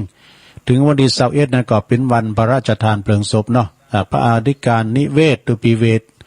ซึ่งเป็นรักษาการแทนแล้วก็เจ้าวาดวัดหนองหอยศิษย์กตัญญูเนาะเป็นประธานในการข้างนี้ด้วยก็จะมีปอหลวงบานซอท่อแล้วก็ปอาจารย์ปินานเช่าเขาก็ดีใจเมือง เนาะมคณายกปินานแดงโดยคำปัญญาปินานแดงนี่ศิษย์อาจารย์เดียวกันกับตุลุงเปิ่นเป็นวิยาวัจกรนะวิยาวัจกรวัดเขาก็อู่กันไปเนี่ยเขาก็มุจักว่านะเปิ้นแม่นโอ้ปินานแดงเปิ้นอยู่หน้าวัดน้ำดิบหลงลูกศิษย์ตัวหน้าทอนเหมือนกันนำก่อนนี่ก็โลมวาซาด้วยกันนะเปิ้นซื้อข้ามตำผ่าไปเปิ้นก็ไปปิ้นเขยปุ่นนะก็เลยตั้งปิ้นวิยาวัจกรวัดนะเจริญพรปินานปินานแดงคำปัญญาแล้วก็เจ้าคณะกรรมการปจารวัดบ้านน้องหอยทุกการร้านค้าเฮินเนาะโดยมีเมตตาบารมีธรรมหลวงพ่อท่านพระครูหลวงพ่อเจ้าคณะดำบุญพระครูไพศาลปริยัติกิจด็อกเตอร์นะเปิ่นเป็นเจ้าคณะดำบุญเปิ่นเป็นประธานในการงานครั้งนี้ตัวเนาะวัดบ้านใหม่พัฒนาวัดใหม่พัฒนาตำบลยางครามอำเภอดอยหล่อเนอะในวันที่15 เมษายนแล้วก็17 เมษายน2 วันนี้จะเป็นวันตีเปิ้นจะได้ทำประกอบการบุญใหญ่วันที่15 เมษายนวันพยาวันบดีเปิ้นจะอบรมสมโภชประธานเจดีย์นะอบรมสมโภชประธานองค์ประธานโดยแล้วก็วันที่17 เมษายนยกยอชัดบรรจุหัวใจองค์ประธานโดยเนอะแล้วก็จะเป็นงานบุญใหญ่จะลององค์ประธานโดยนะที่วัดใหม่พัฒนาเนอะโดยเมตตาบารมีธรรมอาจารย์พระครูสถาพรพัฒนารังสีเจ้าคณะตำบลยางครามเนอะก็ได้รวมกินรวมทานกันแล้วก็ทำงานหนึ่งนะวันที่20 ถึงวันที่23 ธันวานี่ก็เปิ้นจะออกเมนประชุมเพลิงศพนะงานบำเพ็ญกุศลศพประชุมเพลิงศพของท่านพระครูอดุลขันตายาธรตุลุงสอนขันติโกอดีตเจ้าอาวาสวัดสันติวนารามวงเล็บตาลุกบันสันตาลุกบันสันนะตำบลหนองล่องอำเภอเวียงหนองล่องจังหวัดลำพูนในวันที่19นับจากด้านภาษาวันที่20นั้นเป็นก่อจะลากภาษาอาราธนาสรีละลางอะไรดวงวิญญาณของครูบาตุลุงสอนคืนสู่นอนพระศาสตร์นกหัสดีลิงนะแล้วก็เขาก็จะได้ทำบุญกันไปกูคืนถึงวันที่22นี่คืนสุดท้าย23นี่ก็เปิ้นจะมีการประชุมเพลิงศพเนอะอันนี้เป็นประชุมเพลิงศพนะหมายความว่า20 ถึง 23นะเปิ้นจะมีงานบำเพ็ญกุศลประชุมเพลิงศพพระครูอดุลขันตายาธรตุลุงสอนขันติโกเนอะซึ่งเป็นอดีตเจ้าวัดวัดสันติวนารามตาลุกบันสันนะพระอาจารย์สุวิทย์ประภัสโรตุปิเกียวฝากประกาศมาเนอะนะอันนี้ก็เป็นข่าวสารงานบุญครับศรัทธาญาติโยมเนอะ ที่เปิ้นฝากประกาศมาก็ดีนะแล้วก็วันเดือน4ปิ้งก็จะไม่ลืมนะสถาเปิ้นจะมีการต้านเข้าใหม่กันเนอะทุกวัดทุกวาทำพองประกาศต้านเดือนวันที่1ละนะบางพองเปิ้นก็ต้านวันที่1แล้วแต่วันที่17นี่เป็นวันเดือน4ปิ้งก็บ่จะต้านเข้าใหม่วันนั้นฟังตุปินนัดแล้วก็พระอาจารย์เน้นแล้วเขาเปิ้นเราเรื่องต้านเข้าใหม่ก็ต้านของเขาจะดีเขาเปิกอันลายเขาดูลงมีปัญหาหน่อยเนอะข้อมูลมันติ้มแต่ภายไล่มามันดำบะหันนะก็ขอสุมาตัวเนี่ยมันติ้มบ่แก้ไขอย่างใดโทรออกตั้งลายก็มันได้เนอะเปิ้นว่าเกยอ๋อเพราะว่าตัวลุงมันติ้มเฮาก็มันจะจางนี่เนาะแต่โทรนี่ได้อยู่ขอบคุณเจ้าชายก็เผาจากเมธาด้วยเนอะอันนี้ลายมาทุ่มวานะวันนี้ภายไล่มาถึงมหานะเนอะแล้วก็ขอบคุณวิไลวสุลันหการนะตักมาตั้งหลายบุญทวีตาออดแม่บุญเนอะแม่บุญทวีตาออดจากน้ำเพื่อพระบ้านหงแม่น้องตัวเนอะพี่ใหญ่บรรจงกันทวงศ์อันนี้ตัวแทนพี่น้องนำดิบเนอเนอะโอ้ท่านอาจารย์พระมหาสมชาติชาตปัญโยคือแหละในเปิ้นนอนป่าแฮวดอยสะเก็ดหลังโฮกผักดอยสะเก็ดเนอะแล้ววันนี้เปิ้นจะเดินทางไปตังเนี่ยกะไปตังอำเภอแม่ริมเนี่ยนะสถากันหันเปิ้นกำทงเตียวตีนเปล่านะก็เอาน้ำเอาย้ำไปถวายเปิ้นไหนพระจะห้อมปัจจัยเจตนาของเปิ้นจัดดีนะเปิ้นจะไปตานปุ่นไปสนับสนุนสถานีวิทยุตีเมืองฝางตีคืนปุ่นนะพระบาทอุดมปุ่นนะเปิ้นกลับประมาณ10 วันเนาะไปปั๊บเปิ้นน้ำตากลางตั้งก็ไปตักตายเปิ้นนึกว่าเอาน้ำแต่เปิ้นนิมนต์ขึ้นรถเปิ้นขึ้นนะเปิ้นนั้นเพราะว่าละนาเวลาเพื่อจะเตี้ยวนะเพื่อจะนอนป่าแหวที่ปรากฏโจตุลุมเหมือนกันแหละตุลุมกับโคคานาโมเนาะอันเตี้ยวกับเตี้ยวได้อยู่ปอพระมานแต่อันนอนป่าแหวนี่กันมันเป็นกำกึด มันผ่านตอนมันนอนป่าแหวเนี่ย ตุลุมมันปัญญาอ่อนมันจิตมันอ่อนเนาะคนดอยนกยุงเนี่ยไหวสาบารมีธรรมหลวงปอเด้ออันนี้ก็เมตตาบารมีธรรมหลวงปอพระครูสันติเจติยากรหลวงพ่อเปิ้นอยู่วัดเกตก้ารามเนอะตักมาทันหลายไวสานะครับเนอะหลวงพ่อใจดีใจกว้างเนอะเปิ้นก็ยังไปเข้ากรรมด้วยนะยายจันเรือนใสฟังอยู่เนอะตัวลุงนี่นะโอ้โยมปีมาไล่คำก้อนนี่เปิ้นมาทีมงานของแม่น้อยบุญยวงแซ่พันเนี่ยเนาะเปิ้นมากินมาตานด้วยกันแม่สีดานะจากเวียงป่าเป้าชักกายชมรมสกาย81มะลิวันเนี่ยอันนี้ก็ลมทันมาเนาะพี่โยมปีน้อยปุ่นนะยุพินนะหอมมาลาอันนี้เป็นอยู่แม่หยวกหรือว่าอยู่หน้าสารกลางในกลางเวียงเชียงใหม่แล้วก็มี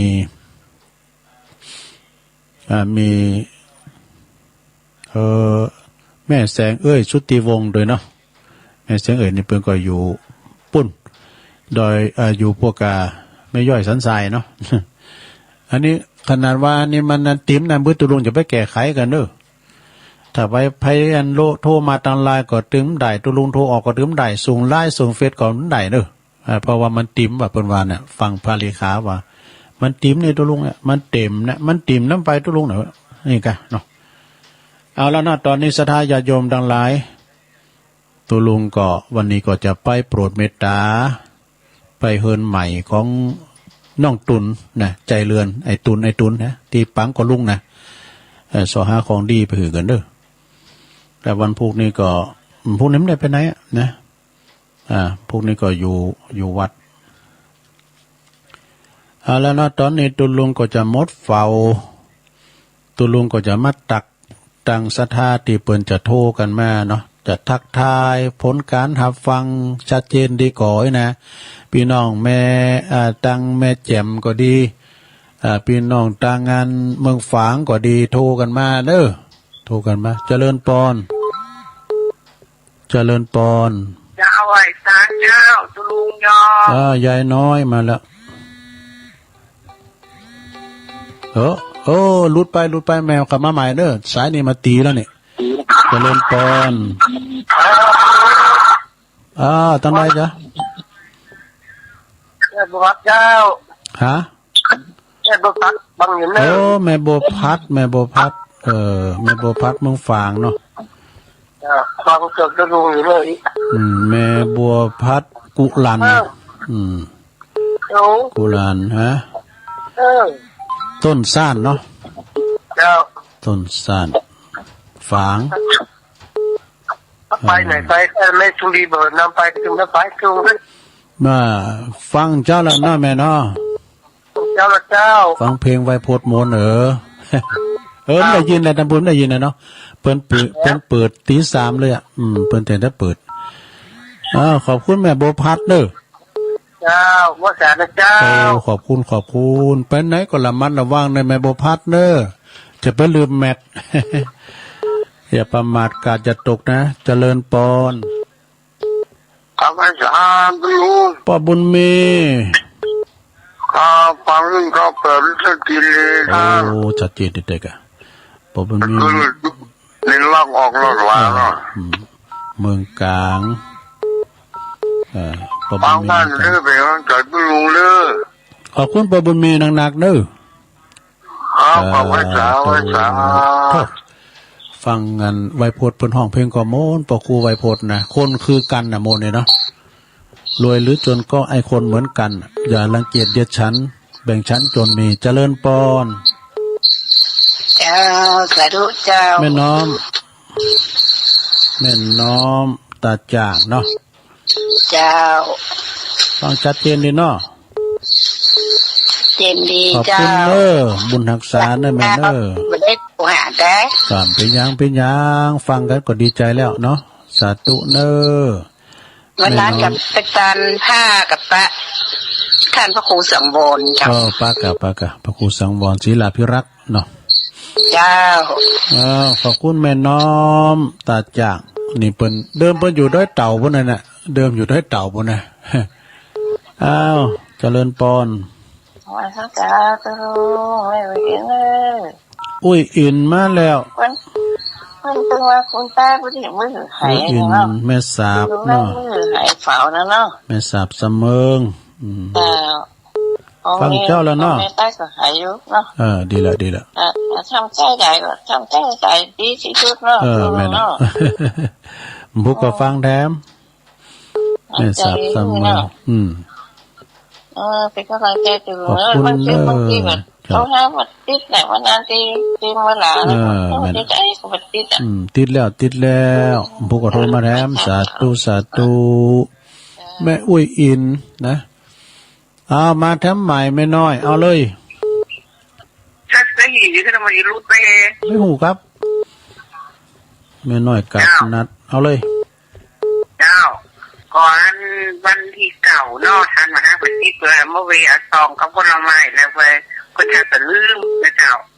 พอดียายติ้งพระบาทคุณมาก็เลยฝากห้องพระบาทไปเอาผลไม้เนาะเจ้าไปซองวิญิงท่านก็วางก็โทรบอกเบอร์น้องพิสมัยเคยนะเจ้าทำบุญทำทานมันอยู่ที่ใจจะทำต่อใดอยู่ที่ใจเจ้าทำหน่อยทำหนักมีเจเท่าดีใจเจ้าตามเจตนาจดไว้ตั้งลุงเสร็จงานแล้วกาใส่ถุงดำนาเผาไฟก็มี14 กุมภาเฮาต่างเก้าอี้ว่าต่างซีดีจดไว้จันฟ้าจดเห็นฮีรันด้วนก็ดีจดหลังเก้าอี้หาสีหายจ่อยมันลุมันทังไฟตื่นละหน่อยมันบ่อยู่ก้อยเนินนายจดไว้จันฟ้าบ่มีตั้งหลายจนถึงเฮาตายยังมีอยู่เจ้าบุญ3 ประการบ่มีแก่เท่าก่อนหลังเนื้อเจ้าและกำลังตานมีศรัทธาบุญ3 ประการเฮาทำบุญทานได้บุญนักเจ้าได้บุญนักเจ้าก็ยองวรรณกรรมนะเจ้าก็มาเสกเนาะภาษาไทยเสว่าสวิงนะเจ้าถ้าว่าจำนะเจ้าภาษาเสว่ายอนะเจ้าไว้สาเจ้าแสะเปิดอูดตั้งแสะแปลตั้งสอนแสะก็คือยอยอก็คือจำนะเจริญปอนเจ้ากับไว้สาเจ้าตุลุง ไม่สุเกียศิลปรจิตตี้อ่ะมะนงละปุ่นเด้อฟังแต่เมื่อเพลงไว้ก็ครูไว้โพสมาแล้วแล้วก็มาไหว้พระฟังธรรมเด้อลุงแต่เจ้าแล้วเด้อเจ้าเด้อลุงปอไว้พดเพชรสุพรรณเนาะเจ้าโอ้เพิ่นได้ถึงแก่ชีวิตไปแล้วเนาะ78 ปี79แล้วแต่เขาเพิ่นก็แก่แล้วนะเจ้าโอ้นะกะโนเพิ่นห้องตัวเมือสิเป็นอันนักร้องอาวุโสแต่กับศรีราพรศรีเตี้ยศรีเจริญนะเพิ่นฟังกันทุกวันค่ะนะทุกองค์นะเจ้าฟังกันทุกกุตุนกุองค์อ๋อเจ้าฟังตุลุงเมื่อเช้าเริ่มตั้งวันพักวันศุกร์วันเสาร์และทุกตนทุกองค์เพิ่นฟังกันถึงวันนะเจ้ากลับไหว้สาเด้อสาธุเจ้าแม่สุแก้วเป็นตัวแทนก่อนแล้วกันเนาะเป็นตัวแทนนั้นแม่ตั้งหลายเนาะแต่โทรมาเจริญปอนแม่จากเจ้าตุลุงโอ้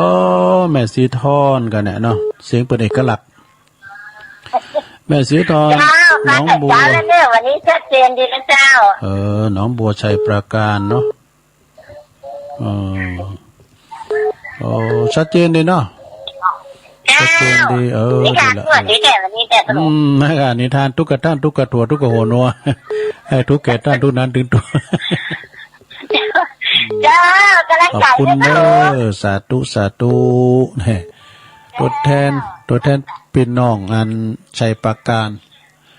ไปสาเจ้าอันนี้อุ้ยน้องนะเจ้า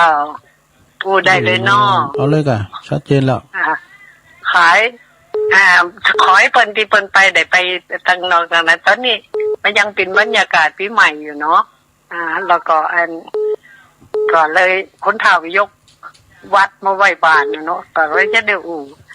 เดิมปีใหม่ตั้งก่อนเนาะเลยน้องกราบไหว้สาปารมีปีใหม่ท่านพระครูสุขีตุลุงยองปีลุงเป่าสู่ขานเต่ายีเสือท้องสู่รายการทำคุณเฒ่าเราเจ้าบ่ายอยู่นึ่งเจริญจิตเจ็ดเริงบันเทิงใจคนไทยยองอันยอยักษ์ทำหน้าที่7อย่างไม่อุ้ยฟังตุลุงยองอ่องอ้อไหลไปแถม2คือคุณเฒ่าวิธีไทยในแหลมทองสวดมนต์ข้ามปีคู่กับข้าวดาวสู่ปีใหม่ไทยสากลอุ้ยแม่คือกำลังใจในรายการได้สืบสารงานบุญศาสนาแค่มีใครโควิดไล่หายโตมาจุงหารกาสู่กันไปไกลลานนาคือยิ้มแย้มแจ่มใสเริ่มเจ้าคือคุณเฒ่าคุณบะเก่าทรงคุณค่าคือลูกหลานกลับไว้แต่ได้มาสมคุณค่าที่คงอยู่ปูชนีบุคคลคือยืนยัดถูกมัดใจในกุศลบันดาลดลกุศลส่งในขอศีลมีสมาธิปัญญาเป็นอาจินมาสูญสิ้นคุณความดีที่มีมายืนยันต่อสู่เรื่องราวอย่าไปห่าวหานทักยักมองสีหามุ่งมันอันตรายมากมายมีเอาความดีที่คงอยู่คู่ต่อไปสู่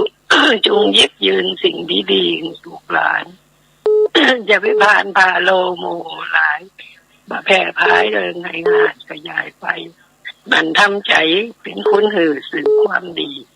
ถ้ายินยอมทำความดีแบบมีพิษแต่ทำจิตผ่องใสไผ่บ่เหมือนอันความสุขอยู่ที่ใจได้เพลิดเพลินเมื่อชีวิตต้องดำเนินอยู่ต่อไปคือยกย่องสั่งเสริมคุณทำดีเขาจะมีกำลังใจได้เสริมเพราะปิดทองหลังพระมาแต่เดิมเขาเริ่มต่อไปคงได้ดีจึงยื้อยุดห้ามใจในกิเลสอันเป็นเหตุพาใจหึงเศร้าหมองความอยากได้อยากนี้ที่เฮาปองบ่เกี่ยวข้องจะหลักลดหมดไป8จงยึดยืนสิ่งให้คือกายพันผ่อนผันคือเวลาหาเหตุผลถ้าทำดีแน่ๆถ้าโพสต์สมประสงค์ต้องที่หมายที่ปลายทางอายุยืนยาว120 ปีคือของส่งความดีของลูกหลานหมดทุกข์หมดโศกโรคภัยผ่านสุขสำราญในเคหาจราชน สาธุยาวไปหน่อยจำใจเนาะขอบคุณจ้ะเราต่อไปยังเอาอ่านไว้อยู่เนอะสาธุกำลังงานเอาปีใหม่สากลคอยว่าต่อไปปียังขอบคุณแม่ครูเนอะแม่ครูนงอุ้ยนงเนอะนี่นะ83 ปีแล้วเป็นปีครูเก่ายองพลัดถิ่นนี่ว่าประมาณเจริญปอนที่อย่างเจ้านะเขามาใหม่เจริญปอนเขามาใหม่มันรู้ไปคนเดียวเนอะ0899556506เวลาตุลุงมีหลายอยู่เนอะเจริญปอน102แม่บกแม่พิมพ์เนาะแม่พิมพ์แม่พิมพ์ป่าแดดชัดเจนดีเนอะป่าแดดในเมืองเนาะป่าแดดด้นใจขอบคุณแม่เนอะเจ้าสาธุโอ้อันนี้เปิ้นก็ฟังดูต่างฟังนะน่านฟ้าเนาะไว้ครับผมโอ้น้องเบลครับโอ้น้องเบลไปกาเด้อแล้วเอาตัวลุงไปด้วยเอาตัวลุงไม่เอากาดเนาะละไปแอวละไป3-4 จันวันนี้หาจะบอกเลยโอ้ใส่หลายพอเนิ่นไปประมาทกาดจะไปตกเนอะท้องหาจะบอกเลยทุกคนน้องเพลงมวนนะท้องเพลงห้องเพลงร้อยยื้อห้องเพลงอูที่อยู่ในจมูกนั่นพี่ยาละปิ้งปิ้งกำลังใจน้องเบลด้วยเนอะสาธุ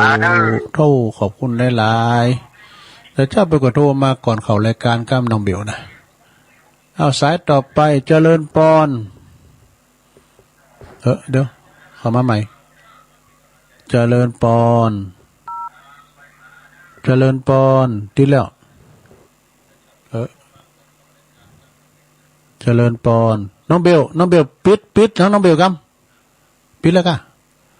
เอาเข้ามาใหม่0899556506มาแล้วอ้าวเจริญปอนเจ้ากลับให้สาเจ้าตุลุงจังซอมาแล้วเอาเลยแม่สายพินเจ้าอันต่อที่ขึ้นยันใหม่วันนั้นเห็นหน้านะเจ้าหน้าขึ้นยันใหม่เยอะพรไปเจ้าจะว่าไปนัดขันพระอาจารย์เขาก็เปิดรำคาญไม่ใส่พินตรงต้านนะเจ้าขวาดูหนักเนอะต่อที่ยันบันใหม่ยายพรนะเจ้าหน้าเอามาแปลงคือแปลงแปรเอาแปลงกะแลแปลงย่อแปลงกาบปีการฟ้าก่อนลาดเอาไม่ยังหงไม่เป่าแดงดูเงี้ยตะเคียนไม่จักที่สนมีตึงไม่ยางไม่ยมมีไม่ยางดงหลายอย่างมีตึงเป็นปืนเป็นฟ้าก่อนแช่ย่อหลังกันเตรียมเสาพร้อมเขาคอยปรึกษากันไปกันเสาเผียวจองเผียวบ้านเขาคอยปรึกษาหากันจุ่มก้อนดีตั้งขันหากะลามาตกแต่งพวกลานเปิ้นไปซอเอาสลาที่แก่นแม่ยายพร้อมตกแต่งถ้ากะลาเปิ้นจักมาดาขวตั้งขันตัดไม้หันใหม่ได้อยู่สุขาแต่งตั้งตามครูตามบาสลาเปิ้นตึงจ๋าบอกมีตึงสวยมากสวยปูมีตึงสวยเตียนสวยดอกเตียนกู้บาทกู้เพียงพาข่าวว่าแดงว่ามีแถวมากหัว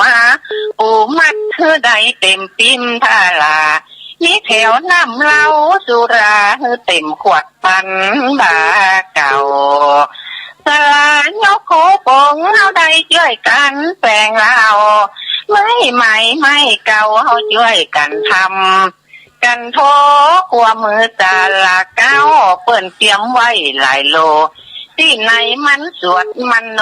สละเอาจนละเอียดที่ไหนมันบัดเสมอเปิ่นเอาปัดมาเหยียดคือมันได้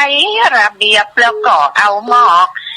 มาวางหูยาวแปรเดียวมันได้ตัด ใจกลาง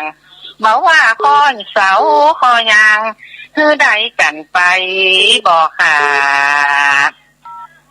เจ้าแต่อีนั่นแม่ลุงตุลุงเด้อขอบคุณหลายๆเน้อแม่ เจ้ากลับไว้สาเจ้าตุลุงเจ้าสาธุเจ้ากลับไว้สาเจ้าสาธุโธอันนี้จังซอประจำคืนเน้อแม่สายพินกัลยาตรงสารดอนใจบนเน้อนี่นะเอาเจริญปอนเจ้าก็สายหลวงพ่อเขามากรรมนะหลวงพ่อมานิดเขามาใหม่เด้อเอาปอบุญตันเจริญปอนป่ะลุดแปมละเอามาใหม่เจริญปอนติดแล้วฮัลโหลอยู่ตั้งใดแม่เจ้าตุลุงเจ้าโอ้โยมพี่สมัยก็ตุลุงน้องขอบคุณที่เพิ่นมาผ้าป่าวันนั้นที่มาเอาซอมหอมพ่อครัวพี่วัดเลยเจ้าพอดีพ่อครัวพี่วัดเป็นมาช่วงบ่ายเนาะรายชื่อเขาก็เลยไม่ได้อ่านอากาศวันนั้นเนี่ยเจ้าขอบคุณนักๆแต่ว่าเขาก็ได้รับผลแล้วนะเจ้าเนาะที่ฟังรายการตุลุงต้องขอบคุณทุกคนก็แล้วกันนะเจ้ามันไม่ได้อ่านอะไรเจออยู่ที่ก่อนอยู่ที่พระครูนะเจ้าเจ้าขอบคุณยินดีเนอะลุงก็แล้วกันเนาะเจ้าสาธุโยมพิสมัยประกอบฝากขอบคุณในรายการตุลุงให้กับศรัทธาต่างหลายโทรไปนะได้จือในเตะก่อมได้อ่านก่อมพิญญาอยู่ในใจเนอะนะอยู่ในจิตในใจแม่น้อยเพื่อก็จะฝากไปอยู่แม่น้อยกัดนัดนะเจริญปอนกลับไว้สาครับตุลุงโอ้ปอดผัดพิงไปแล้วนะปอน้อยบุญปันติด3 เทื่อ 4 เทื่อเข้าบ่ได้อ่ะน่ากะท่านมหาสมชาติเพิ่นจะมาเมื่อไรแต่ครับโอ้เกิน10 วันเด้อเพิ่นจะเที่ยวไปอ่านนะเพิ่นจะเลิกบอกวันนี้เนาะโอ้ปะมากลับมาดำว่าแล้วกลับมาทั้งวันนั่นน่ะกะคือแล้วนี่เพิ่นนอนป่าเหี่ยวครับเลยเดี๋ยวเราติดตามไว้คอยเนาะน่ากะโธ่เพิ่นมีความตั้งใจเด้วันที่10แล้วนี่ท่านพระครูไอ้วัดระเบกกะหลวงเพิ่นมาที่มันเมืองฝางนี่เนาะอันกะครับผมแต่เป็นพระเพิ่นเลยกราบเพิ่นตัวท่านเพิ่นละกลับไปสาวเพิ่นละดีติดตามตุลุงอยู่เน้อฟังหาตุลุงอยู่เน้อขอบคุณปอน้อยนักๆเด้อครับกลับไปสาวครับผมเป็นกำลังใจตุลุงตัวเองขอบคุณปอน้อยนักๆเจ้าก่อนแม่บพัดนะแล้วก็ตั้งงานแม่บพันธ์นะตั้งงานทำตับเต้าเนี่ยมาด้วยตั้งแม่อายพูดน้ำเนาะเจริญปอนราชการเจ้ายายพรไปยืนในซอเจ้าเป็นซอถึงฟังเราเหรอแม่สายพินฟังเพลงเจ้ามาอันกะร้องวัวแดงเป็นนอนทนหมาก็รับดีกะขอบคุณเป็นเพลงชอบกะขอบคุณมันกะแล้วก็ขอบคุณแม่น้อยบุญยวงโดยแท้พันเปิ้นเอาไปออกงานเปิ้นเอาไปเปิดตัวโดยนางแก้ววนานุไปก็ไก่หันยายพรไปก็ไก่หันยายพรน่ะเนาะหันอะไรอ่ะโตมือถือนี่เหลือมาเป็นงามเท่าตัวลุงวันนั้นนี่มีอย่างเตือนเนาะเข้ามาเพิ่นฟักของเหือฝากกับอูนะกะถึงว่าฝากตัวลุงก็มีโอกาสไปหือแล้วแค่ฝากเด้อฝากความคิดถึงนะกะฝากธนาคารเปิ้นหัวเนอะเปิ้นได้ฝากธนาคารกับหมู่เนาะว่าไปกดเตียวมาฝากลุงก็หือได้ฝากสักกามเปิ้นลุงมาก่อนลุงพอปีกมาถึงวัดปอ5 โมงไปยินดียายพรร้องวัวแดงอยู่ข้างกำแพงวัดเจริญปอนไปสาตุลุงปอนนั้นประเสริฐนะพี่ตามที่เต้ามาโทรไปที่เราเห็นดีทิศนะครับทิศเหรอครับ ฟังระบบมันใจดีนำทำคำสอนเขาหล่อกับมันมีจ่อยมีซ้อมีอย่างโอ้ครบทุกอย่างนี่เนาะห้ามลงมาสีขาวแล้วเนาะไม่น่ะอันตัดว่าอันเสียง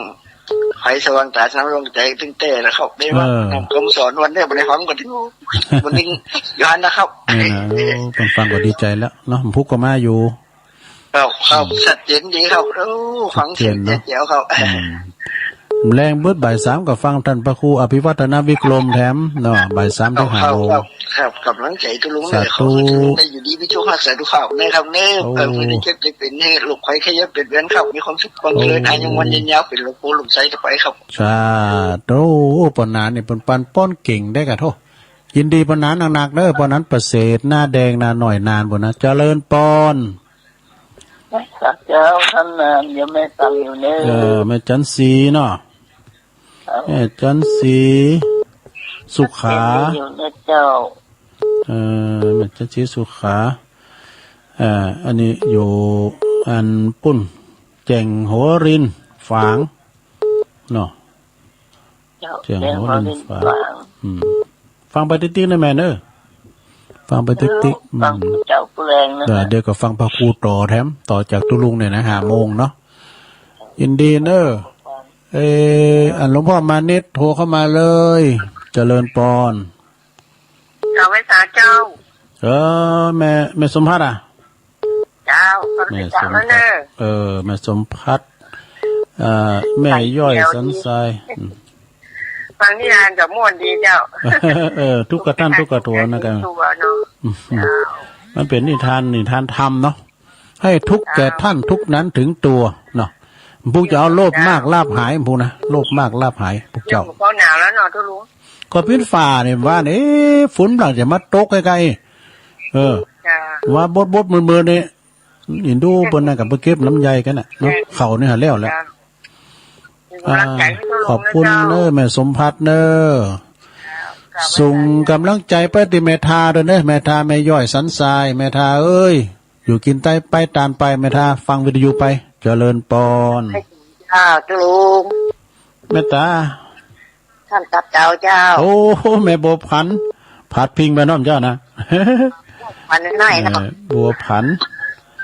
แม่บัวผันนี่อยู่ถ้ำตับเต้าตัวแทนเป็นน้องชาติกันอย่างมันหมดแต่หมดว่าแต่ฮะฟังตุลุงผักสนามวันนั้นหมดแต่หมดว่าแต่ตรงนั้นพูด11ปุ่นฟาร์มครับ10เดือนหน้า14กุมภาเนาะไปนอนก่อน3 คืนการฮอดจัดรายการหันนี่นะมันมีสมาธิเฮ้ยจังบ่าย3มันน่ะคนเจ้ามันมีสมาธิมันเหมือนฮอดจัดในห้องเฮาเนี่ยมันไม่มีไผมาโกนดอกมันมีการอย่างมันขาดตุลุงแก้วธรรมดาเนาะน่ากาปต้มก่อนไปกูกับหลาก็ตุลุงดอกหวานเนาะปโต้นั้นก็ปโต้อย่างไม่การเหมือนกันเด้อนั่นว่าเปิ้นโตเก่าก็เหมือนกันเลยลุงแก้วธรรมดานี่นะบทโตเพิ่นก็ฟังนะแม่ส่งกำลังใจเพิ่นเปิ้นบ่ว่านั้นก็แม่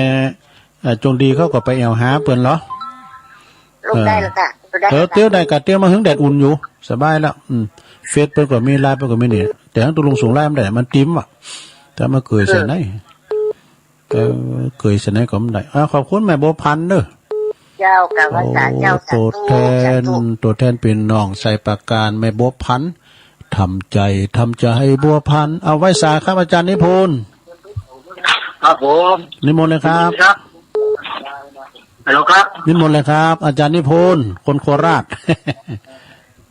มันเดี๋ยวนะครับครับฮัลโหลครับได้ยินนะครับเนาะได้ยินชัดเจนครับอาจารย์วันนี้ขอบ่นเลยนะครับครับผมเทวดาอย่ารำคาญกับการบ่นมันเหลืออดและเหลือทนจึงบ่นให้นอกจากท่านนั้นจากนี้บ่มีใครแสนเกรงใจใช้เทวาแต่ว่าเอาคือการได้ไร้พรมแดนแสนให้เทคทำเรื่องเล็กแสนจะตื้มลืมเรื่องเก่ามันก็ดีมีอยู่นะเทวาเราโลกใบเก่าบีบให้เข้าเท่าฝ่ามือมองให้ดีมันก็มีดีเยอะมันก็เลอะเทอะเยอะเกินเปื้อนเปื้อสื่อ เรื่องความเท็จความแท้ก็แค่ลือจะยึดถือข่าวไหนได้อย่างไรกัน ก็ฟันธงชงตอนเช้าเล่าความเห็นพอตกเย็นข่าวเปลี่ยนไปยังไงนั่นการที่สื่อถูกครอบงำช่างสำคัญหรือนั่นมันยึดเป็นสื่อในมือใครยิ่งบ้านเมืองเรื่องแบ่งพรรครักฝักฝ่าย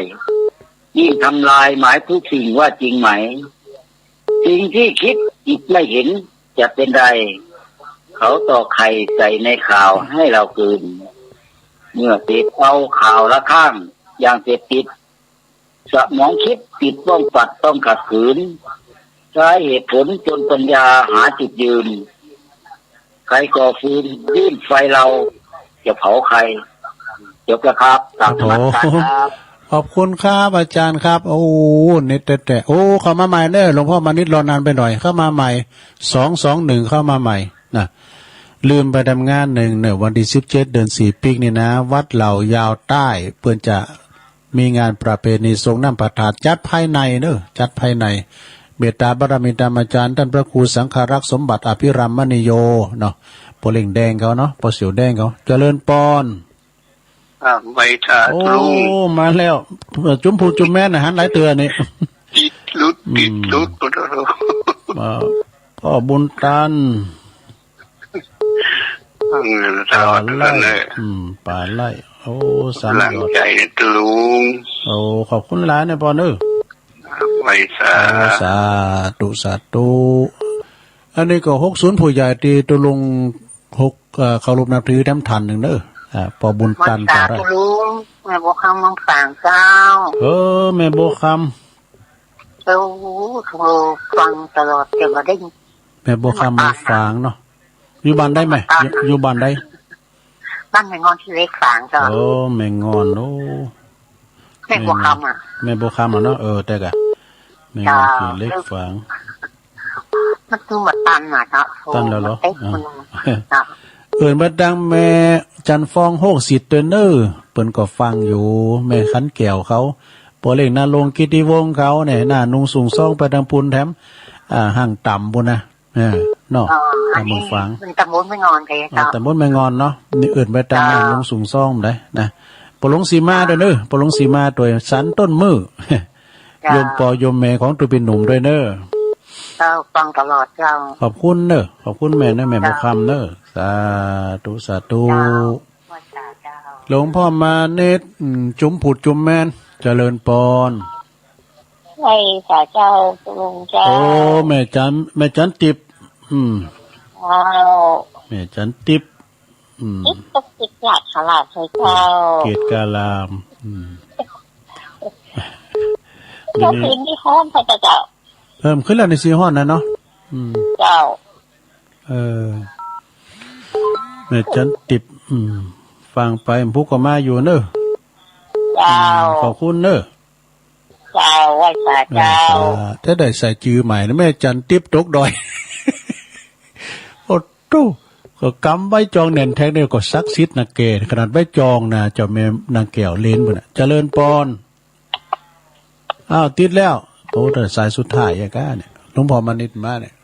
เปิ้นไม่เอามาใหม่เจริญปอนโอ้มาถึงหลงรักสายเนาะโอ้ถ้าไปมันแต้นก่อนพุกกันเด้อพุกมาอยู่นะเจริญปอน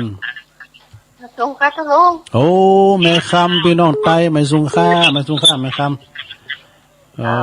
แม่คำฟังเจ้าแล้วเนาะเจ้าฟังแต่เจ้าละฟังมาลุงอ่านนิทานอยู่เจ้าโอ้ได้ฟังนิทานอยู่เนาะเจ้าพวกตัวลุงก่อนซ้อมมาแถมเรื่องโลภความโลภมากลาภหายผูนะเจ้านี้ให้พิกแก่ท่านทุกนั้นถึงตัวขอบคุณแม่คำหลายๆเนอะโอ้สาธุไม่สงค่าพี่น้องไตเนาะแม่เปิ้นก็ฟังตลอดทำสายเจริญปอนติดแล้วเจริญปอนโอ้เสียโอกาสแต่เอาใหม่เจริญปอนเจ จ้าไว้สาเจ้าก็ลุงไม่ขันแก้วแดงไม่อายเจ้าโอ้โถดึงหมดได้คนเดียวถ้า ขันแก้ว ถ้าว่าแต่เจ้าวันละกดอ่ะ ปลาแดงเนาะ เจ้าไม่ขันแก้วปลาแดงอะเจ้า ปลาแดงไม่อาย มันโทรมาได้นะคุณลุง แต่กะ เอาอยู่เด้อมาได้ละได้ลืมเด้อ แม่ฟองเขาเปิดกับฟังนะกะแม่ฟองเขานะ เจ้า พี่นันพมเขา ฟังเหมือนกันนะคุณลุงมันโทรแบบได้นะจ๊ะ พี่ยั แต่มันติดเลยอ่ะ ใส่มันไข่เหนื่อยไปหน่อยเนาะขอบคุณแม่ขันแก้วหลายๆเด้อยินดีนะนักสาประดาแม่ขันแก้วแม่แจ่มเด้อเนอ83กันนะแม่ขันแก้วทั้ง3น่ะช่างเครื่องบนไหวสาบารมีธรรมอาจารย์พระครูวิบูลย์เด้อวัดนาบนเจ้าคณะตำบลช่างเครื่องไหวสาเจริญปอนตะลุง เอ้ยโอ้ยายขามา ตะลุง ยายปันคำปันยายปันมาหาเพิ่นมานอนเตียนประจ่าลองได้สเก็ตเถอะนะโทรมาไม่แสงเลยนะไม่แทงถ้าไปป้าเปิ้นหอมหือน้อยเองบ่กับหอมเปิ้นกะเป็นยังไงไม่แสงมาเจอทอกันเนอะเป็นแม่นปะค่าดอยสเก็ตหลังห้องพักได้สเก็ตอีเนี่ยประจ่าได้สเก็ตประจ่าดอยสเก็ตหลังห้องพักดอยสเก็ตแม่หนุ่มยายไปไม่ได้โทรให้ไม่แสงเดี๋ยวไม่พอกันเนยเนี่ยนะฟังจุลุงเลยโทรมันจะติดแต่ลังติดเนี่ยไม่แสงก็จะไปพอกันจะห้ามือว่ะจ้ายินดีนะยายเนอะเดินไปตังแม่แสงจันทร์สมรูปโดยเนาะได้อยู่26สายด้วยกันเนอะกดโทรมาตอนนี้ก็แม่น้อยกาดนัดเนาะแม่โบพัดกุลลันจากสันต้นซ่านฝางนะป่อบุญเมเงาเสียงของสมยศทัศนพันธ์เมืองกลางนะแม่น้อมตาจางแม่อุ้ยอินแม่หลงอินนี่แม่สาบเสมิงแม่อุ้ยอินนี่บ่โตแน่นหนาได้แดะเพิ่นมั่นคงได้แดะโทรมากุตุนบทมือโปรเหมือนกันเด้อติดกูลายเนาะแม่น้อยกาดนัดเพิ่นมาหำนะเกี่ยวกับการกินการต้านต่างๆโดยแม่สุกแก้วศรีลาพรตัวแทนพี่น้องหลายหมู่บ้านเด้อตั้งสลิติผู้นะแม่ศรีทรหนองบัวชัยประการอันนี้ก็ฟังกุตุนกูองเน้อตัวแทนพี่น้องชัยประการอุ้ยนงลักโฮงโงเน้ออายุ83ปีเปิดมาอ่านก้อนคลองขนาดแล้วอันนี้นะ83ปีกันนะยองพลัดถิ่นแม่พิมพ์แม่พิมพ์ป่าแดดในเมืองเน้อน้องเบี้ยวอยู่กาดพวกเราไปประมาทเน้อน้องเบี้ยวเน้อแม่สายพินกัลยาอันนี้เปิ้นปิ้นอันจังซอประจำคืนเน้อขอบคุณแม่สายพินผู้ก่อซอหามาแถมนะจ้อยซอโยมพิสมัยสุริโยดรอันนี้หัวหน้าทีมธรรมะคลายเครียดเปิ้นก็ขอบคุณฝากรายการตุลุงขอบคุณกุเสงกุสายทุกท่านที่เปิ้นมาหอมกินหอมตาลเนาะตีวันนั้นนะจากดอนตันแม่ลิมป้าน้อยบุญปั่นมโนครเสาหินฝางขอบคุณป้าน้อยเนอะยายพรร้องวัวแดงอยู่ข้างกำแพงวัด ผู้กระโทรมาแล้วเพราะนั้นประเสริฐหน้าแดงนาน้อยจากจังหวัดนานพี่น้องบันไกเนอะนี่นะแม่จันศรีสุขาจากแจงโหรินฝางแม่สมพัฒน์แม่ย่อยสันทรายแม่บัวผันจากถ้ำตับเตาฝาชัยประการนะอาจารย์นิพนธ์คนโคราชจากวัดพระธาตุดอยสะเก็ดไหวสานะครับเนอะพ่อบุญตันป่าไร่จากสามหยอดอำเภอป่าซางแม่บัวคำแม่งอนขี่เล็กเนอะฝางเนอะแม่บัวคำเนอะแม่จันทิพย์เกตการามนะแล้วก็แม่คำพี่น้องไตไหมสุงค่าฝางแม่ขันแก้วป่าแดงแม่อายขอบคุณแม่ขันแก้วเนอะโทรจะได้กลมติดแล้วสายที่26สุดท้ายมี26สายยายปันป่าค่าดอยสะเก็ดเนอะถึงมดถึงเศษนะมีอยู่26สายขอบคุณกูเสียงกูสายเนอะไพ่มันเต้ามันแต้นก่อนผู้ก็โทรมาแถมรายการนี้เป็นรายการหนาหมูเนาะมีพี่น้องได้มีส่วนรวมนะหูจ้าป้าสายกันไปตอนไรไปหมุนคืนไปนายเนยก็เดี๋ยวฟังพระครูต่อจากตุลุงเนี่ยนะพระครูอภิวัฒนวิกรมตุลุงนำรายการจากลาซักท่าไปก่อนผู้ปักกันใหม่โชคดีมีใจเหมือนกันจุคนจุตันเนอจัตตารโอธัมมาวัฏฏันติอายุวันโนสุขังปะลัง